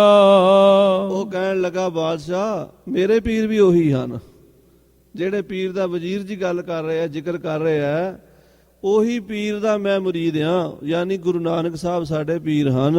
ਉਸ ਪ੍ਰਵਾਨਗੀ ਤੇ ਹਮ ਆਏ। ਦੌਲਤ ਖਾਂ ਕਹਿੰਦਾ ਉਹਦੀ ਪ੍ਰਵਾਨਗੀ ਨਾਲ ਹੀ ਮੈਂ ਇੱਥੇ ਆਇਆ, ਉਹਨਾਂ ਦੀ ਪ੍ਰਵਾਨਗੀ ਤਾਂ ਪਹਿਲਾਂ ਹੋ ਗਈ ਹੈ। ਵਜ਼ੀਰ ਨੇ ਕਿਹਾ ਬਾਬਰ ਨੂੰ ਕਿ ਗੁਰੂ ਨਾਨਕ ਸਾਹਿਬ ਦੀ ਪ੍ਰਵਾਨਗੀ ਲਓ। ਦੌਲਤ ਖਾਂ ਕਹਿੰਦਾ ਪ੍ਰਵਾਨਗੀ ਲੈ ਕੇ ਆਇਆ ਮੈਂ, ਹਿੰਦੁਸਤਾਨ ਦਾ ਰਸਤਾ ਸਾਫ਼ ਹੈ, ਗੁਰੂ ਨਾਨਕ ਸਾਹਿਬ ਦਾ ਤੁਹਾਡੇ ਹਾਲ ਹੱਥ ਹੋਵੇਗਾ। ਹਾਂਜੀ, ਤੁਮ ਵੀ ਪ੍ਰਵਾਨਗੀ ਉਸਕੀ ਚਾਹੇ। ਮੈਂ ਉਹਨਾਂ ਤੋਂ ਪ੍ਰਵਾਨਗੀ ਲੈ ਕੇ ਆਇਆ ਤੇ ਤੁਸੀਂ ਉਹਦੀ ਪ੍ਰਵਾਨਗੀ ਚਾਹੁੰਦੇ ਹੋ। ਜੇ ਉਹਦੀ ਪ੍ਰਵਾਨਗੀ ਹੈ ਤੇ ਕੰਮ ਸਮਝੋ ਤੁਹਾਡਾ ਹੋਇਆ ਪਿਆ ਹੈ। ਹਮ ਆਏ ਉਸ ਬਚਨ ਕਰਾਏ। ਅਸੀਂ ਗੁਰੂ ਨਾਨਕ ਸਾਹਿਬ ਦਾ ਆਸ਼ੀਰਵਾਦ ਲੈ ਕੇ ਆਏ ਹਾਂ। ਮੈਂ ਤੁਹਾਡੇ ਕੋਲ ਆਇਆ, ਉਹਨਾਂ ਤੋਂ ਬਚਨ ਲੈ ਕੇ ਆਇਆ, ਉਹਨਾਂ ਨੇ ਭੇਜਿਆ ਹੈ ਤੇਰੇ ਕੋਲ। ਪਠਾਨਨ ਸ਼ਾਹੀ ਮੈਂ ਏਉ ਗਵਾਏ। ਗੁਰੂ ਨਾਨਕ ਸਾਹਿਬ ਨੂੰ ਮੈਂ ਦੱਸਿਆ ਹੈ ਕਿ ਤੁਹਾਡੇ ਸਿੱਖ ਪਠਾਣਾ ਨੇ ਮਾਰ ਦਿੱਤੇ ਨੇ, ਤੇ ਗੁਰੂ ਨਾਨਕ ਸਾਹਿਬ ਨੇ ਪਠਾਣਾ ਦੀ ਸਫਾ ਚੁੱਕੀ ਜਾਣ ਦਾ ਬਚਨ ਵੀ ਕਰ ਦਿੱਤਾ ਹੈ। ਮੈਂ ਆਇਓ ਮੁਗਲਨ ਬਖਸ਼ਾਏ। ਮੈਂ ਮੁਗਲਾਂ ਨੂੰ ਰਾਜ ਦਿਵਾਉਣ ਵਾਸਤੇ ਉਹਨਾਂ ਦਾ ਰਾਹ ਸਾਫ਼ ਕਰਾਉਣ ਦਾ ਬਚਨ ਕਰ ਆਇਆ ਹਾਂ। ਤਬ ਪਰਿਓ ਥੋ ਕਾਬਲ ਰਾਹੇ। ਮੈਂ ਗੁਰੂ ਨਾਨਕ ਸਾਹਿਬ ਤੋਂ ਬਚਨ ਲੈ ਕੇ ਹੀ ਕਾਬਲ ਵੱਲ ਆਇਆ ਹਾਂ। ਤੋ ਬਾਬਰ ਮੁਖ ਬਚਨ ਉਚਾਰੋ। ਜਦੋਂ ਦੌਲਤ ਖਾਨ ਨੇ ਇਹ ਗੱਲ ਕਹੀ ਨਾ, ਉਹ ਤੋਂ ਪਹਿਲਾਂ ਵਜ਼ੀਰ ਬੋਲਿਆ, ਪਿੱਛੋਂ ਦੌਲਤ ਖਾਨ ਨੇ ਹਾਮੀ ਭਰਤੀ ਵੀ ਗੱਲ ਇਦਾਂ ਹੀ ਹੈ, ਪੀਰ ਬਹੁਤ ਵੱਡੇ ਨੇ ਔਰ ਸਾਡੇ ਆਪਣੇ ਪੀਰ ਨੇ ਔਰ ਉਹਨਾਂ ਨੇ ਹੀ ਮੈਨੂੰ ਭੇਜਿਆ ਹੈ। ਤਾਂ ਬਾਬਰ ਬਾਦਸ਼ਾਹ ਬੋਲਿਆ, ਉਹ ਕਿਆ ਸ਼ਾਹੀ ਦੇਵਨ ਵਾਰ। ਬਾਬਰ ਹੰਕਾਰੀ ਸੀਗਾ, ਹੰਕਾਰ 'ਚ ਬੋਲਿਆ, ਕਹਿੰਦਾ ਉਹ ਹਿੰਦੂ ਪੀਰ ਸਾਨੂੰ ਕੀ ਰਾਜ ਦੇਵੇਗਾ। ਕਿਉਂਕਿ ਸਾਧ ਸੰਗਤ ਜੀ, ਮੁਤੱਸਬੀ ਲੋਕਾਂ ਨੂੰ ਅੱਖਾਂ ਤੇ ਮੁਤੱਸਬ ਦੀ ਪੱਟੀ ਬੰਨੀ ਹੁੰਦੀ ਹੈ, ਉਹਨਾਂ ਨੂੰ ਦੂਜੇ ਧਰਮ ਦੇ ਨਾਂ ਤੋਂ ਹੀ ਐਲਰਜੀ ਹੋ ਜਾਂਦੀ ਹੈ। ਹਿੰਦੂ ਉਹ ਸਾਨੂੰ ਕੀ ਦੇਵੇਗਾ, ਉਹ ਸਾਨੂੰ ਪਾਤਸ਼ਾਹੀ ਕੀ ਦੇਵੇਗਾ। ਦੁਖੀ ਹੋਇਆ ਬਾਬਰ, ਹੰਕਾਰ ਨਾਲ ਬੋਲਿਆ ਸੁਣ ਕੇ, ਸ਼ਾਹੀ ਦੇਵੈ ਹਮੈ ਰਸੂਲ। ਸਾਨੂੰ ਤੇ ਹਜ਼ਰਤ ਰਸੂਲ ਅੱਲਾ ਮੁਹੰਮਦ ਸਾਹਿਬ ਜੀ ਬਾਦਸ਼ਾਹੀ ਦੇਣਗੇ, ਅਸੀਂ ਤੇ ਆਪਣੇ ਪੈਗੰਬਰ ਕੋਲੋਂ ਲਵਾਂਗੇ, ਅਸੀਂ ਨਾਨਕ ਕੋਲੋਂ ਕੀ ਲੈਣਾ, ਪੀਰ ਕੋਲੋਂ। ਹਾਂਜੀ, ਦਰਗਾਹ ਜਾ ਕੇ ਬਖਸ਼ ਕਬੂਲ। ਕਿਉਂਕਿ ਸਾਡੇ ਤਾਂ ਇਸਲਾਮ ਦੇ ਵਿੱਚ ਕੱਲੇ ਹਜ਼ਰਤ ਮੁਹੰਮਦ ਸਾਹਿਬ ਰਸੂਲ ਅੱਲਾ ਹੀ ਵੱਡੇ ਪੈਗੰਬਰ ਹਨ। ਉਹਨਾਂ ਦੀ ਉਸ ਖੁਦਾ ਦੇ ਦਰਬਾਰ 'ਚ ਪਹੁੰਚਿਆ। ਰਸੂਲ ਦਾ ਮਤਲਬ ਹੁੰਦਾ ਪਹੁੰਚਿਆ ਹੋਇਆ, ਜਿਹਦੀ ਰਸੀਦ ਹੋਵੇ। ਰਸੀਦ ਕਹਿੰਦੇ ਪਹੁੰਚਣਾ, ਜਿਹੜਾ ਪਹੁੰਚਿਆ ਹੋਇਆ ਉਹ ਰਸੂਲ ਹੈ। ਜਿਹੜਾ ਉਸ ਵਾਹਿਗੁਰੂ ਦੇ ਦਰਬਾਰ ਚੋਂ ਪੈਗਾਮ ਲੈ ਕੇ ਆਇਆ ਉਹ ਪੈਗੰਬਰ ਹੈ।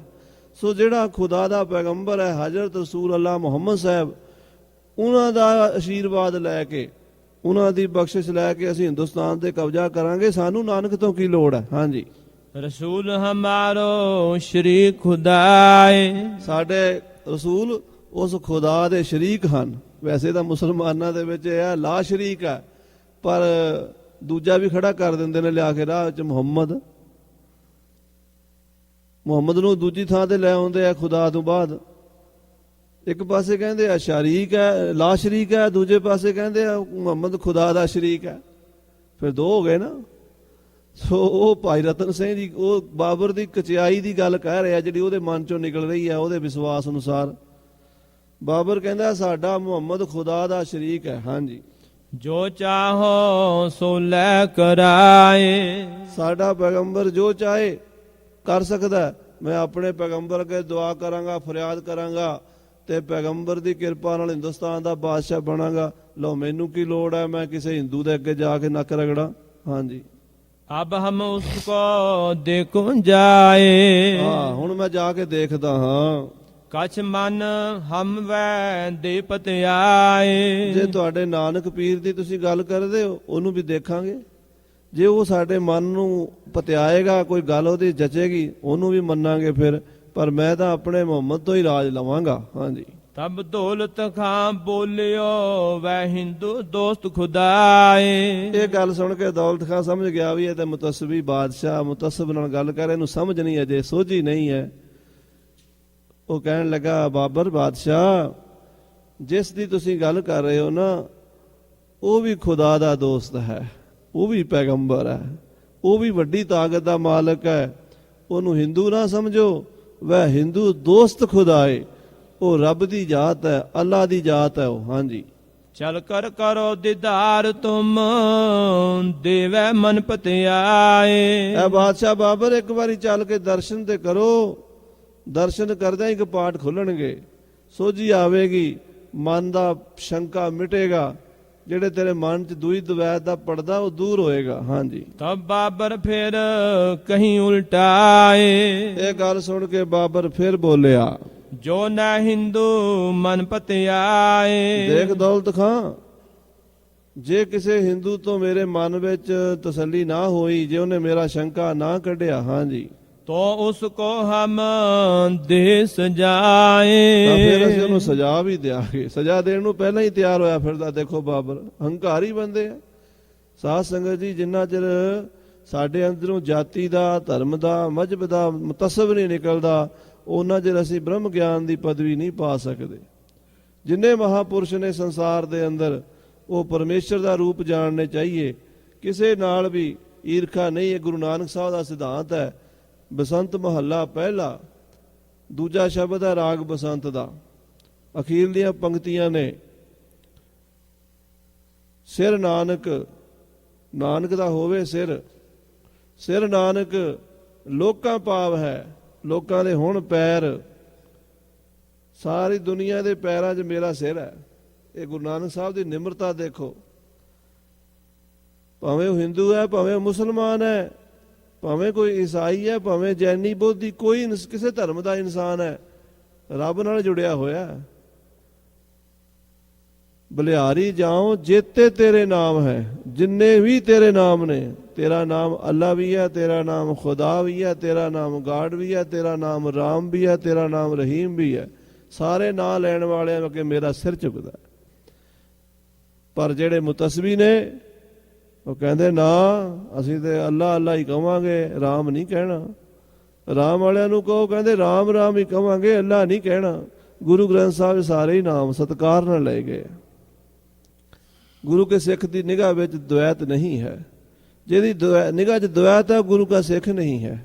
ਆਖੋ ਸ੍ਰੀ ਵਾਹਿਗੁਰੂ। ਜਿਹਦੀ ਨਿਗਾਹ 'ਚ ਦਵੈਤ ਹੈ ਉਹ ਗੁਰੂ ਨਾਨਕ ਦੇ ਸਿਧਾਂਤ ਨੂੰ ਨਹੀਂ ਸਮਝ ਸਕਦਾ। ਤੇ ਜਿਹਦੀ ਇਸ ਕਰਕੇ ਗੁਰੂ ਸਾਹਿਬ ਸੱਚੇ ਪਾਤਸ਼ਾਹ ਜੀ ਦੀ ਸਾਧ ਸੰਗਤ ਦੀ ਖੇਡ ਵੱਡੀ ਹੈ ਸਾਰੇ ਸੰਸਾਰ ਨਾਲੋਂ। ਗੁਰੂ ਨਾਨਕ ਸਤਿਗੁਰੂ ਸਭ ਤੋਂ ਵੱਡੇ ਸਮਝੇ ਗਏ ਨੇ। ਸਭ ਤੋਂ ਵੱਡਾ ਸਤਿਗੁਰੂ ਨਾਨਕ ਜਿਨ ਕਲ ਰਾਖੀ ਮੇਰੀ। ਬਾਬਰ ਕਹਿੰਦਾ ਜੇ ਮੇਰੇ ਮਨ ਨੂੰ ਤਸੱਲੀ ਨਾ ਹੋਈ ਤੇ ਫਿਰ ਮੈਂ ਸਜ਼ਾ ਵੀ ਦਿਆਂਗਾ ਨਾਨਕ ਨੂੰ। ਹਾਂਜੀ, ਮੁਸਲਮਾਨ ਕਰ ਦੇਉ ਗਡਾਏ, ਜਾਂ ਉਹਨੂੰ ਮੁਸਲਮਾਨ ਬਣਾਵਾਂਗਾ ਜਾਂ ਜ਼ਮੀਨ 'ਚ ਗੱਡ ਕੇ ਮਾਰ ਦਿਆਂਗਾ। ਹਾਂਜੀ, ਹੋਏ ਕਾਚੋ ਉਸ ਲਗੇ ਨਾ ਪਾਏ, ਜੇ ਕੋਈ ਕੱਚਾ ਹੋਇਆ ਮੈਂ ਪੈਰੀ ਨਹੀਂ ਮੱਥਾ ਟੇਕਣਾ। ਇਹ ਗੱਲ ਸੁਣ ਲਓ ਪਹਿਲਾਂ। ਹਮ ਤੈ ਹਿੰਦੂ ਬਹੁਤ ਡਰ ਪਾਹੇ, ਅਸੀਂ ਮੁਗਲ ਹਾਂ, ਸਾਡੇ ਤੋਂ ਹਿੰਦੂ ਡਰਦੇ ਨੇ, ਥਰ ਥਰ ਕੰਬਦੇ ਨੇ ਹਿੰਦੂ ਸਾਥੋਂ। ਜਰੂਰ ਜਰੂਰ ਹੀ ਵੈ ਨਠ ਜਾਏ, ਅੱਬਲ ਤੇ ਉਹ ਤੁਹਾਡਾ ਨਾਨਕ ਸਾਨੂੰ ਮੇਰਾ ਨਾਂ ਸੁਣ ਕੇ ਡਰ ਕੇ ਭੱਜ ਜਾਏਗਾ। ਹਾਂਜੀ, ਉਪਰ ਪਹਾੜ ਜਾਉਂ ਲੁਕਾਏ, ਹਾਂ ਪਹਾੜਾਂ 'ਚ ਲੁਕ ਜਾਂਦੇ ਹਿੰਦੂ ਸਾਨੂੰ ਵੇਖ ਕੇ, ਕਿਉਂਕਿ ਬਹੁਤ ਸਾਰੇ ਜੋਗੀ ਪਹਾੜਾਂ 'ਚ ਚੜੇ ਫਿਰਦੇ ਸੀ ਨਾ, ਲੁਕੇ ਹੋਏ ਸੀ। ਉਹ ਨਾਨਕ ਵੀ ਕਿਤੇ ਮੈਨੂੰ ਵੇਖ ਕੇ ਭੱਜ ਨਾ ਜਾਵੇ, ਦੇਖਿਆ ਜੇ। ਹਾਂਜੀ, ਜੋ ਪੱਕੋ ਹੋਏ ਰਹਿ ਅਚਲ, ਜੇ ਅਚਲ ਰਿਹਾ, ਅਡੋਲ ਰਿਹਾ, ਬੈਠਾ ਰਿਹਾ ਮੇਰੇ ਆਉਣ ਤੇ, ਜੋ ਕਾਚੋ ਹਵੈ ਜਾਉਂ ਚੱਲ, ਤਾਂ ਸਮਝਾਂਗਾ ਪੱਕਾ ਹੈ, ਤੇ ਜੇ ਕੱਚਾ ਹੋਇਆ ਤੇ ਦੌੜ ਜਾਏਗਾ। ਲੈ ਦੇਖ ਹਮ ਪੱਕੋ ਕਾਚੋ, ਅਸੀਂ ਦੇਖ ਲੈਨੇ ਆ ਕੱਚੇ ਪੱਕੇ ਨਹੀਂ, ਮੈਨੂੰ ਪਛਾਣ ਹੈ। ਬਾਬਰ ਹੰਕਾਰ ਦੇ ਨਾਲ ਬੋਲੀ ਜਾ ਰਿਹਾ ਹੈ। ਹਾਂਜੀ, ਆਹੇ ਝੂਠ ਕੈ ਆਏ ਸੋ ਸੱਚੋ, ਮੈਨੂੰ ਸਭ ਪਤਾ ਲੱਗਦਾ ਹੈ ਝੂਠੇ ਸੱਚੇ ਦਾ, ਮੈਂ ਪਛਾਣ ਕਰ ਲੈਣਾ ਹਾਂ।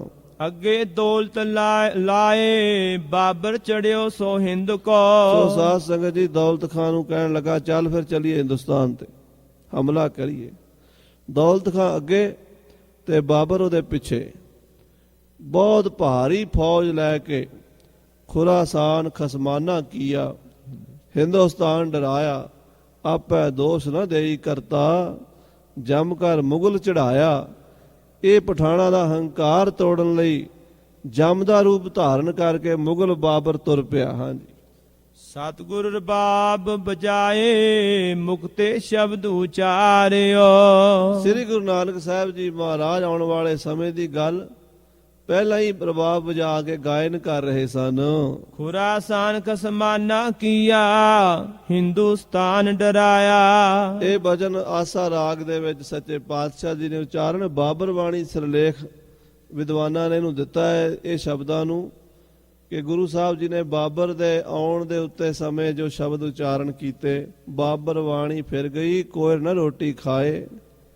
ਉਹ ਜਿਹੜੀ ਹਾਲਤ ਹੋਈ ਹਿੰਦੁਸਤਾਨ ਦੀ ਉਹਦਾ ਦੱਸ ਰਹੇ ਨੇ ਵੀ ਖੁਰਾਸਾਨ ਦੇ ਬਾਦਸ਼ਾਹ ਬਾਬਰ ਨੇ ਖਸਮਾਨਾ ਕੀਆ, ਹਿੰਦੁਸਤਾਨ ਦਾ ਖਸਮ ਬਣ ਬੈਠਾ, ਮਾਲਕ ਬਣ ਬੈਠਾ, ਜ਼ਬਰਦਸਤੀ ਆ ਕੇ ਰਾਜ ਖੋਹ ਲਿਆ ਉਹਨੇ। ਹਾਂਜੀ, ਹਿੰਦੁਸਤਾਨ ਡਰਾਇਆ, ਹਿੰਦੁਸਤਾਨ ਥਰ ਥਰ ਕੰਬ ਗਿਆ ਜੇ ਉਹਦੇ ਆਉਣ ਤੇ, ਡਰ ਕੇ ਭੈ ਭੀਤ ਹੋ ਗਏ ਸਾਰੇ। ਹਾਂਜੀ, ਆਪੇ ਦੋਸ ਨ ਦੇਈ ਕਰਤਾ, ਜਮ ਕਰ ਮੁਗਲ ਚੜਾਇਆ। ਕਰਤਾ ਪੁਰਖ ਵਾਹਿਗੁਰੂ ਨਿਰੰਕਾਰ ਆਪਣਾ ਨਾਂ ਨਹੀਂ ਆਉਣ ਦਿੰਦਾ ਕਿਸੇ ਗੱਲ ਵਿੱਚ ਵੀ। ਦਸਵੇਂ ਪਾਤਸ਼ਾਹ ਦੇ ਬਚਨ ਹਨ, ਕਾਲ ਆਪਣੋ ਨਾਮ ਛਪਾਈ, ਅਵਰਨ ਕੇ ਸਿਰ ਦੈ ਬੁਰਿਆਈ। ਕਾਲ ਪੁਰਖ ਆਪਣਾ ਨਾਂ ਛੁਪਾ ਲੈਂਦਾ, ਕਰਦਾ ਤੇ ਆਪ ਹੀ ਹੈ ਸਭ ਕੁਝ। ਦੋਹਾਂ ਸਿਰਿਆਂ ਕਾ ਆਪ ਸੁਆਮੀ, ਖੇਲਾ ਬਿਕਸੈ ਅੰਤਰਜਾਮੀ। ਜੋ ਭਾਵੈ ਸੋ ਕਾਰ ਕਰਾਵੈ, ਨਾਨਕ ਦ੍ਰਿਸ਼ਟੀ ਅਵਰ ਨਾ ਆਵੈ। ਪਰ ਬ੍ਰਹਮ ਗਿਆਨੀ ਨੂੰ ਪਤਾ ਲੱਗਦਾ ਇਸ ਗੱਲ ਦਾ। ਤਾਂ ਦੁਨਿਆਵੀ ਤਾਂ ਇਹੀ ਸੋਚਦੇ ਹੋ ਫਲਾਣੇ ਨੇ ਕਰਤਾ, ਫਲਾਣੇ ਨੇ ਜ਼ੁਲਮ ਕੀਤਾ, ਫਲਾਣੇ ਨੇ ਅਤਿਆਚਾਰ ਕੀਤਾ। ਕਰਨ ਵਾਲਾ ਆਪ ਹੀ ਹੈ। ਆਪੇ ਦੋਸ਼ ਨਾ ਦੇਹੀ ਕਰਤਾ, ਕਰਤਾ ਪੁਰਖ ਆਪਣਾ ਨਾਂ ਨਹੀਂ ਆਉਣ ਦਿੰਦਾ, ਆਪਣਾ ਨਾਂ ਬਦਨਾਮ ਨਹੀਂ ਹੋਣ ਦਿੰਦਾ।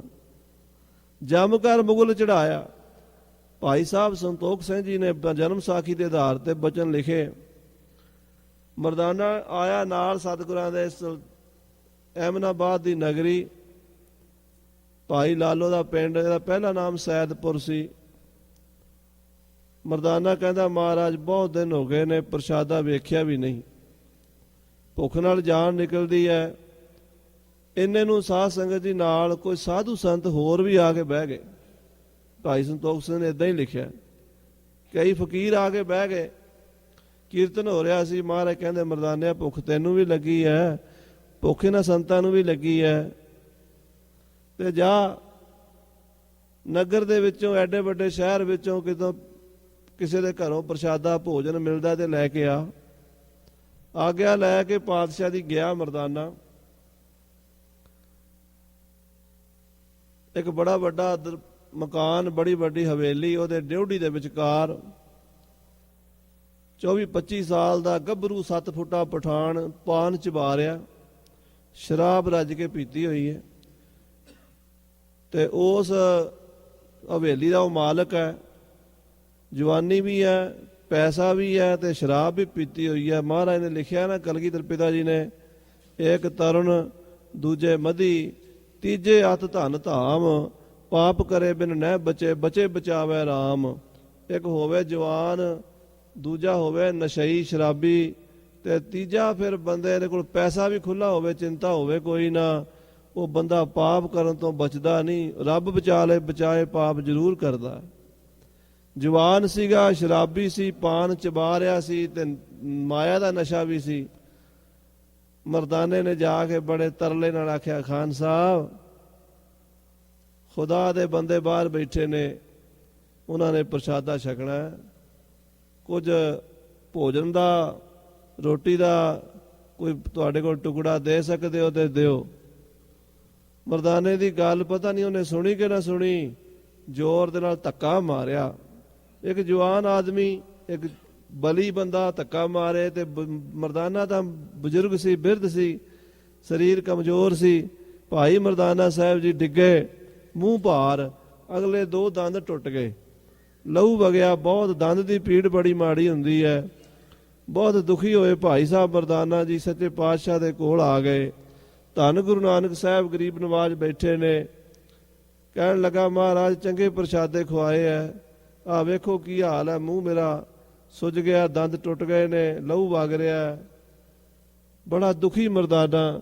ਤੇ ਗੁਰੂ ਨਾਨਕ ਸਾਹਿਬ ਕਹਿੰਦੇ, ਵੇਖ ਮਰਦਾਨਿਆ, ਰੰਗ ਕਰਤਾਰ ਦੇ ਆਪ ਮਰ ਜਾਂਦੇ, ਜਿਹੜੇ ਦੂਜਿਆਂ ਨੂੰ ਮਾਰਦੇ। ਵੇਖੀ ਹੁਣੇ ਕੀ ਖੇਡ ਵਰਤਣੀ ਹੈ। ਸੋ ਆਪੈ ਦੋਸ਼ ਨਾ ਦੇਈ ਕਰਤਾ, ਆਪਣਾ ਨਾਂ ਨਹੀਂ ਆਣ ਦਿੱਤਾ। ਬਾਬਰ ਦੁਆਰਾ ਸਜ਼ਾ ਦਵਾ ਦਿੱਤੀ ਹੈ, ਜਮ ਕਰ ਮੁਗਲ ਚੜਾਇਆ। ਹਾਂਜੀ, ਅੱਗੇ ਦੌਲਤ ਖਾਨ ਬੁਲਾਇਆ, ਅੱਗੇ ਦੌਲਤ ਖਾਂ ਲੋਧੀ ਉਹ ਅੱਗੇ ਅੱਗੇ ਤੁਰਿਆ, ਤੇ ਉਹਦੇ ਨਾਲ ਬਾਬਰ ਦੀਆਂ ਫੌਜਾਂ ਆ ਰਹੀਆਂ, ਚੜੀਆਂ ਹੋਈਆਂ। ਮੁਲਕ ਅਮਾਨੀ ਰਖਤਾ ਆਇਆ, ਰਸਤੇ ਵਿੱਚ ਜਿੰਨੇ ਮੁਲਕ ਸੀਗੇ, ਜਿੰਨੇ ਇਲਾਕੇ ਸੀ, ਉਹਨੂੰ ਫਤਿਹ ਕਰਦਾ ਆਇਆ ਬਾਬਰ।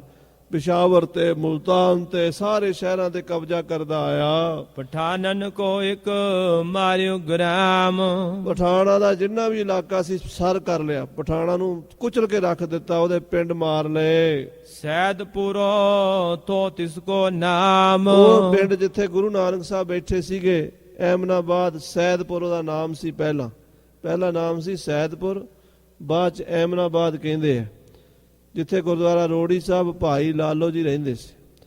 ਉਸ ਨਗਰ ਦੇ ਵਿੱਚ ਬਾਬਰ ਦੀਆਂ ਫੌਜਾਂ ਆ ਪਹੁੰਚੀਆਂ। ਕਿਛ ਤਕਸੀਰ ਸਤਿਗੁਰ ਕੀ ਕਈ, ਕਿਉਂਕਿ ਇਹਨਾਂ ਪਠਾਣਾ ਨੇ ਸ੍ਰੀ ਗੁਰੂ ਨਾਨਕ ਸਾਹਿਬ ਜੀ ਦੀ ਵੀ ਬੇਅਦਬੀ ਕੀਤੀ ਹੈ। ਸੱਚੇ ਪਾਤਸ਼ਾਹ ਦੇ ਸੇਵਕ ਭਾਈ ਮਰਦਾਨੇ ਦੇ ਦੰਦ ਤੋੜੇ ਹੈ, ਧੱਕਾ ਮਾਰ ਕੇ ਬੇਅਦਬੀ ਕੀਤੀ ਹੈ। ਸਾਧੂ ਸੰਤਾਂ ਨੂੰ ਪ੍ਰਸ਼ਾਦਾ ਛਕਾਉਣਾ ਦੇ ਇੱਕ ਪਾਸੇ, ਤੇ ਦੁਸ਼ਟਾਂ ਨੇ ਕਸ਼ਟ ਦਿੱਤਾ ਹੈ। ਹਾਂਜੀ, ਤਬ ਉਨਕੀ ਗਤ ਵੈਸੀ ਧਈ, ਬਸ ਫਿਰ ਪਾਪੀ ਕੇ ਮਾਰ ਨੇ ਕੋ ਪਾਪ ਮਹਾਬਲੀ ਹੈ। ਉਹਨਾਂ ਦੀ ਫਿਰ ਗਤ ਦੇਖੋ ਕੀ ਹੋਈ ਹੈ। ਉਹ ਵੀ ਗੁਰੂ ਸਾਹਿਬ ਜੀ ਨੇ ਆਸਾ ਰਾਗ ਵਿੱਚ ਲਿਖੀ ਹੋਈ ਹੈ ਆਪਣੀ ਬਾਣੀ ਦੇ ਵਿੱਚ। ਜਿਨ ਸਿਰ ਸੋਹਨ ਪੱਟੀਆਂ, ਮੰਗੀ ਪਾਏ ਸੰਧੂਰ, ਸੇ ਸਿਰ ਕਾਤੀ ਮੁੰਨੀਆਂ, ਗਲ ਵਿੱਚ ਆਵੇ ਧੂੜ। ਮਹਿਲਾ ਅੰਦਰ ਹੁੰਦੀਆਂ, ਹੁਣ ਬਹਿਣ ਨਾ ਮਿਲੇ ਹਦੂਰ। ਜਿਨ੍ਹਾਂ ਦੇ ਸਿਰ ਤੇ ਬੜੀਆਂ ਬੜੀਆਂ ਸੋਹਣੀਆਂ ਪੱਟੀਆਂ, ਲੰਮੀਆਂ ਲੰਮੀਆਂ ਗੁੱਤਾਂ ਹੁੰਦੀਆਂ ਸਨ, ਉਹਨਾਂ ਬੇਗਮਾਂ ਦੀਆਂ ਗੁੱਤਾਂ ਨੂੰ ਕੈਂਚੀਆਂ ਨਾਲ ਕੱਟ ਕੇ, ਇੱਦਾਂ ਜਿਵੇਂ ਭੇਡ ਦੇ ਵਾਲ ਮੁੰਨੇ ਹੁੰਦੇ ਆ, ਇੱਦਾਂ ਕਰਕੇ ਬੇਇੱਜ਼ਤੀ ਕਰ ਕਰਕੇ ਬਾਜ਼ਾਰਾਂ 'ਚ ਸੁੱਟ ਦਿੱਤਾ ਗਿਆ। ਉਹਨਾਂ ਦੇ ਜਿਨ੍ਹਾਂ ਦੇ ਕੱਪੜੇ ਰੇਸ਼ਮ ਦੇ, ਤੇ ਉਹ ਕਦੀ ਪਰਦੇ ਤੋਂ ਬਾਹਰ ਨਹੀਂ ਸੀ ਆਉਂਦੀਆਂ, ਮਹਿਲਾਂ 'ਚ ਬੈਠੀਆਂ ਸਨ। ਹੁਣ ਉਹ ਗਲੀ ਦੇ ਵਿੱਚ ਬਹਿਣ ਨੂੰ ਥਾਂ ਨਹੀਂ ਮਿਲਦੀ, ਬਾਜ਼ਾਰ ਦੇ ਵਿੱਚ ਥੱਲੇ ਬੈਠੀਆਂ ਨੇ, ਰੁਲ ਰਹੀਆਂ ਨੇ। ਹੁਣ ਬਹਿਣ ਨਾ ਮਿਲੇ ਹਦੂਰ। ਉਹ ਹਾਲਤ ਫਿਰ ਹੋਈ, ਉਹ ਕੱਟ ਵੱਢ ਹੋਈ, ਕਤਲੋ ਗਾਰਤ ਹੋਈ, ਖੂਨ ਦੀਆਂ ਨਦੀਆਂ ਵਗ ਗਈਆਂ। ਬਾਬਰ ਬਾਦਸ਼ਾਹ ਨੇ ਇੰਨਾ ਲਹੂ ਵਹਾਇਆ, ਤੇ ਗੁਰੂ ਨਾਨਕ ਸੱਚੇ ਪਾਤਸ਼ਾਹ ਮਹਾਰਾਜ ਦੇ ਜੋ ਬਚਨ ਸਨ ਵੀ ਆਹ ਭਾਣਾ ਵਰਤੇਗਾ ਕਿ ਹਿੰਦੁਸਤਾਨ ਸਮਾਲ ਸੀ ਬੋਲਾ, ਹਿੰਦੁਸਤਾਨ ਨੂੰ ਬੋਲਣਾ ਆ ਜਾਏਗਾ, ਅਕਲ ਆ ਜਾਏਗੀ, ਸੋਝੀ ਆ ਜਾਏਗੀ। ਆਵਨ 78 ਜਾਨ 97 ਹੋਰ ਵੀ ਉਠਸੀ ਮਰਦ ਕਾ ਚੇਲਾ ਸੱਚ ਕੀ ਬਾਣੀ ਨਾਨਕ ਆਖੈ ਸੱਚ ਸੁਣਾਏ ਸੀ ਸੱਚ ਕੀ ਵੇਲਾ ਉਹ ਵਜਨ ਪੂਰੇ ਹੋ ਗਏ। ਹਾਂਜੀ ਕਿਛ ਤਕਸੀਰ ਸਤਿਗੁਰ ਕੀ ਗਈ ਅਗਲੀ ਪੰਕਤੀ ਪੜੋ। ਦੌਲਤ ਖਾਂ ਤਬ ਬਾਬਰ ਬੁਲਾਇਆ ਸੋ ਸਾਧ ਸੰਗਤ ਜੀ ਦੌਲਤ ਖਾਂ ਨੇ ਬਾਬਰ ਨੇ ਦੌਲਤ ਖਾਂ ਨੂੰ ਆਪਣੇ ਕੋਲ ਸੱਦਿਆ ਹੁਕਮ ਤਾਸ ਕੋ ਯੂੰ ਫਰਮਾਇਆ ਤੇ ਬਾਬਰ ਨੇ ਦੌਲਤ ਖਾਂ ਨੂੰ ਕਿਹਾ ਪੰਜਾਬ ਮੁਲਕ ਨਾਨਕ ਆਇਆ ਕਿ ਇਹ ਜਿਹੜਾ ਪੰਜਾਬ ਮੁਲਕ ਹੈ ਇਹ ਨਾਨਕ ਦਾ ਕਹਿੰਦੇ ਮੁਲਕ ਹੈ, ਪੀਰ ਨਾਨਕ ਇੱਥੇ ਰਹਿੰਦਾ। ਉਹਨੇ ਫਿਰ ਪੁੱਛਿਆ, ਯਾਦ ਆਇਆ ਨਾ ਉਹਨੂੰ ਵੀ ਵਜ਼ੀਰ ਨੇ ਕਿਹਾ ਸੀ ਉੱਥੇ ਇੱਕ ਬੜਾ ਪਹੁੰਚਿਆ ਹੋਇਆ ਹਿੰਦੂ ਪੀਰ ਹੈ ਤੇ ਦੌਲਤ ਖਾਂ ਕਹਿੰਦਾ ਸੀ ਉਹ ਸਾਡਾ ਹੀ ਪੀਰ ਹੈ। ਫਿਰ ਦੌਲਤ ਖਾਂ ਨੂੰ ਪੁੱਛਦਾ ਉਹ ਕਹਿੰਦਾ ਇਹ ਪੰਜਾਬ ਆ ਗਿਆ ਨਾਨਕ ਦਾ ਮੁਲਕ, ਇਮਨਾਬਾਦ ਟਿਗ ਹੁਤੋਂ ਬਤਾਇਆ ਤੂੰ ਕਹਿੰਦਾ ਸੀ ਉਹ ਐਮਨਾਬਾਦ ਦੇ ਕੋਲ ਹੀ ਰਹਿੰਦੇ ਆ, ਉੱਥੇ ਹੀ ਬੈਠੇ ਆ, ਦੱਸ ਪੀਰ ਨਾਨਕ ਕਿੱਥੇ ਹੈ? ਗਿਲਜਣ ਤੇ ਵਹਿ ਮਨ ਕਰ ਡਰ ਲੱਗਦਾ ਤੇਰਾ ਪੀਰ ਸਾਨੂੰ ਵੇਖ ਕੇ ਭੱਜ ਗਿਆ, ਡਰ ਗਿਆ, ਦੌੜ ਗਿਆ ਸਾਡੀ ਫੌਜ ਨੂੰ ਗਿਲਜਿਆਂ ਨੂੰ ਵੇਖ ਕੇ। ਸੋ ਨਟ ਗਇਓ ਕਿ ਰਹਿਓ ਘਰ ਹਾਂ ਜਾਂ ਤਾਂ ਉਹ ਨੱਠ ਗਿਆ ਜਾਂ ਕਿਸੇ ਦੇ ਘਰ ਲੁੱਕ ਕੇ ਬੈਠਾ ਹੈ। ਜੋ ਨਟ ਗਇਓ ਤੋਂ ਫੇਰ ਲਿਆਵੋ ਜੇ ਕਿਤੇ ਨੱਠ ਗਿਆ ਤੇ ਉਹਨੂੰ ਲੱਭ ਕੇ ਲਿਆਓ, ਮੈਂ ਮਿਲਣਾ ਚਾਹੁੰਦਾ ਤੁਹਾਡੇ ਪੀਰ ਨਾਨਕ ਨੂੰ। ਸੋ ਬਾਤਾਂ ਆਨ ਕਰਾਵੋ ਸਾਡੇ ਨਾਲ ਗੱਲ ਕਰਾਵੋ, ਬਾਤ ਕਰਾਓ ਉਹਦੀ। ਹਾਂਜੀ ਹਮ ਉਸ ਸੋ ਕਰੇ ਨਾ ਖੋਟੀ ਕੋਈ ਅਸੀਂ ਉਹਦੇ ਨਾਲ ਕੋਈ ਧੱਕਾ ਨਹੀਂ ਕਰਾਂਗੇ, ਉਹਨੂੰ ਡਰਨ ਦੀ ਲੋੜ ਨਹੀਂ ਹੈ ਸਾਡੇ ਤੋਂ। ਹਾਂਜੀ ਦਿਓ ਜੰਗੀਰ ਜੋ ਚਾਹੇ ਓਈ ਜੇ ਪੀਰ ਨਾਨਕ ਨੂੰ ਕੋਈ ਜਗੀਰ ਚਾਹੀਦੀ ਹੋਏਗੀ ਅਸੀਂ ਜਗੀਰ ਦੇ ਦਿਆਂਗੇ ਨਾਨਕ ਨੂੰ, ਅਸੀਂ ਨਾਨਕ ਨੂੰ ਬਹੁਤ ਕੁਝ ਦਿਆਂਗੇ, ਕਰੀ ਸਾਡੇ ਸਾਹਮਣੇ ਲਿਆਓ। ਤੇ ਸਾਧ ਸੰਗਤ ਜੀ ਦੌਲਤ ਖਾਂ ਮੁਸਕਰਾ ਪਿਆ, ਉਹ ਕਹਿਣ ਲੱਗਾ ਬਾਦਸ਼ਾਹ ਕਿਹੋ ਜਿਹੀਆਂ ਗੱਲਾਂ ਕਰਦਾ, ਜਦੋਂ ਤੂੰ ਉਹਦੇ ਸਾਹਮਣੇ ਜਾਏਗਾ ਤੂੰ ਥਰ ਥਰ ਕੰਬੇਗਾ, ਉਹ ਡਰਨ ਵਾਲਾ ਨਹੀਂ ਹੈ। ਤੋ ਅਖੀਰ ਕਿਵੇਂ ਗੁਰੂ ਨਾਨਕ ਸਾਹਿਬ ਜੀ ਦੀ ਤੇ ਦੌਲਤ ਖਾਂ ਨੇ ਬਾਬਰ ਦੀ ਮੁਲਾਕਾਤ ਹੋਈ ਤੇ ਬਾਬਰ ਬਾਦਸ਼ਾਹ ਨੂੰ ਫਿਰ ਸਤਿਗੁਰਾਂ ਨੇ ਦਿਖਾਇਆ, ਫਿਰ ਕੌਤਕ ਕਰਕੇ। ਐਵੇਂ ਨਹੀਂ ਮੰਨਦਾ ਸੀ ਉਹ, ਜਦੋਂ ਪਾਤਸ਼ਾਹ ਨੇ ਉਹਨੂੰ ਕੌਤਕ ਦਿਖਾਏ ਕਰਕੇ ਫਿਰ ਚਰਨਾਂ ਦੇ ਢਹਿ ਪਿਆ ਬਾਬਰ, ਹੰਕਾਰ ਚੂਰ ਚੂਰ ਹੋ ਗਿਆ ਤੇ ਗੁਰੂ ਸਾਹਿਬ ਕੋਲੋਂ ਤਰਲੇ ਲੈ ਕੇ ਹਿੰਦੁਸਤਾਨ ਦਾ ਰਾਜ ਉਹਨੇ ਮੰਗਿਆ ਤੇ ਗੁਰੂ ਸਾਹਿਬ ਨੇ ਉਹਨੂੰ ਬਖਸ਼ਿਸ਼ ਕੀਤੀ। ਉਹ ਕਥਾ ਭਾਈ ਤਾਰੂ ਸਿੰਘ ਜੀ ਸ਼ਹੀਦ ਨੇ ਖਾਲਸੇ ਨੂੰ ਸੁਣਾਈ ਸੀ, ਜੋ ਭਾਈ ਰਤਨ ਸਿੰਘ ਜੀ ਪੰਥ ਪ੍ਰਕਾਸ਼ ਵਿੱਚ ਅੰਕਿਤ ਕਰ ਰਹੇ ਆ। ਸਮੇਂ ਦੇ ਲਿਹਾਜ਼ ਨਾਲ ਸਮਾਪਤੀ ਹੈ। ਹੇ ਗੋਬਿੰਦ, ਹੇ ਗੋਪਾਲ, ਹੇ ਦਿਆਲ, ਪ੍ਰਾਣ ਨਾਥ ਅਨਾਥ ਸਖੇ ਦੀਨ ਦਰਦ ਨਿਵਾਰ ਏ ਸਮਰਾਥੀ ਅਗੰਮ ਪੂਰਨ ਮੋਏ ਮਿਆ ਅੰਧ ਕੂਪ ਮਹਾ ਭਿਆਨ ਨਾਨਕ ਪਾਰ ਉਤਾਰ। ਆਏ ਪ੍ਰਭ ਸਰਨਾਗਤੀ ਕਿਰਪਾ ਨਿਧ ਦਇਆ।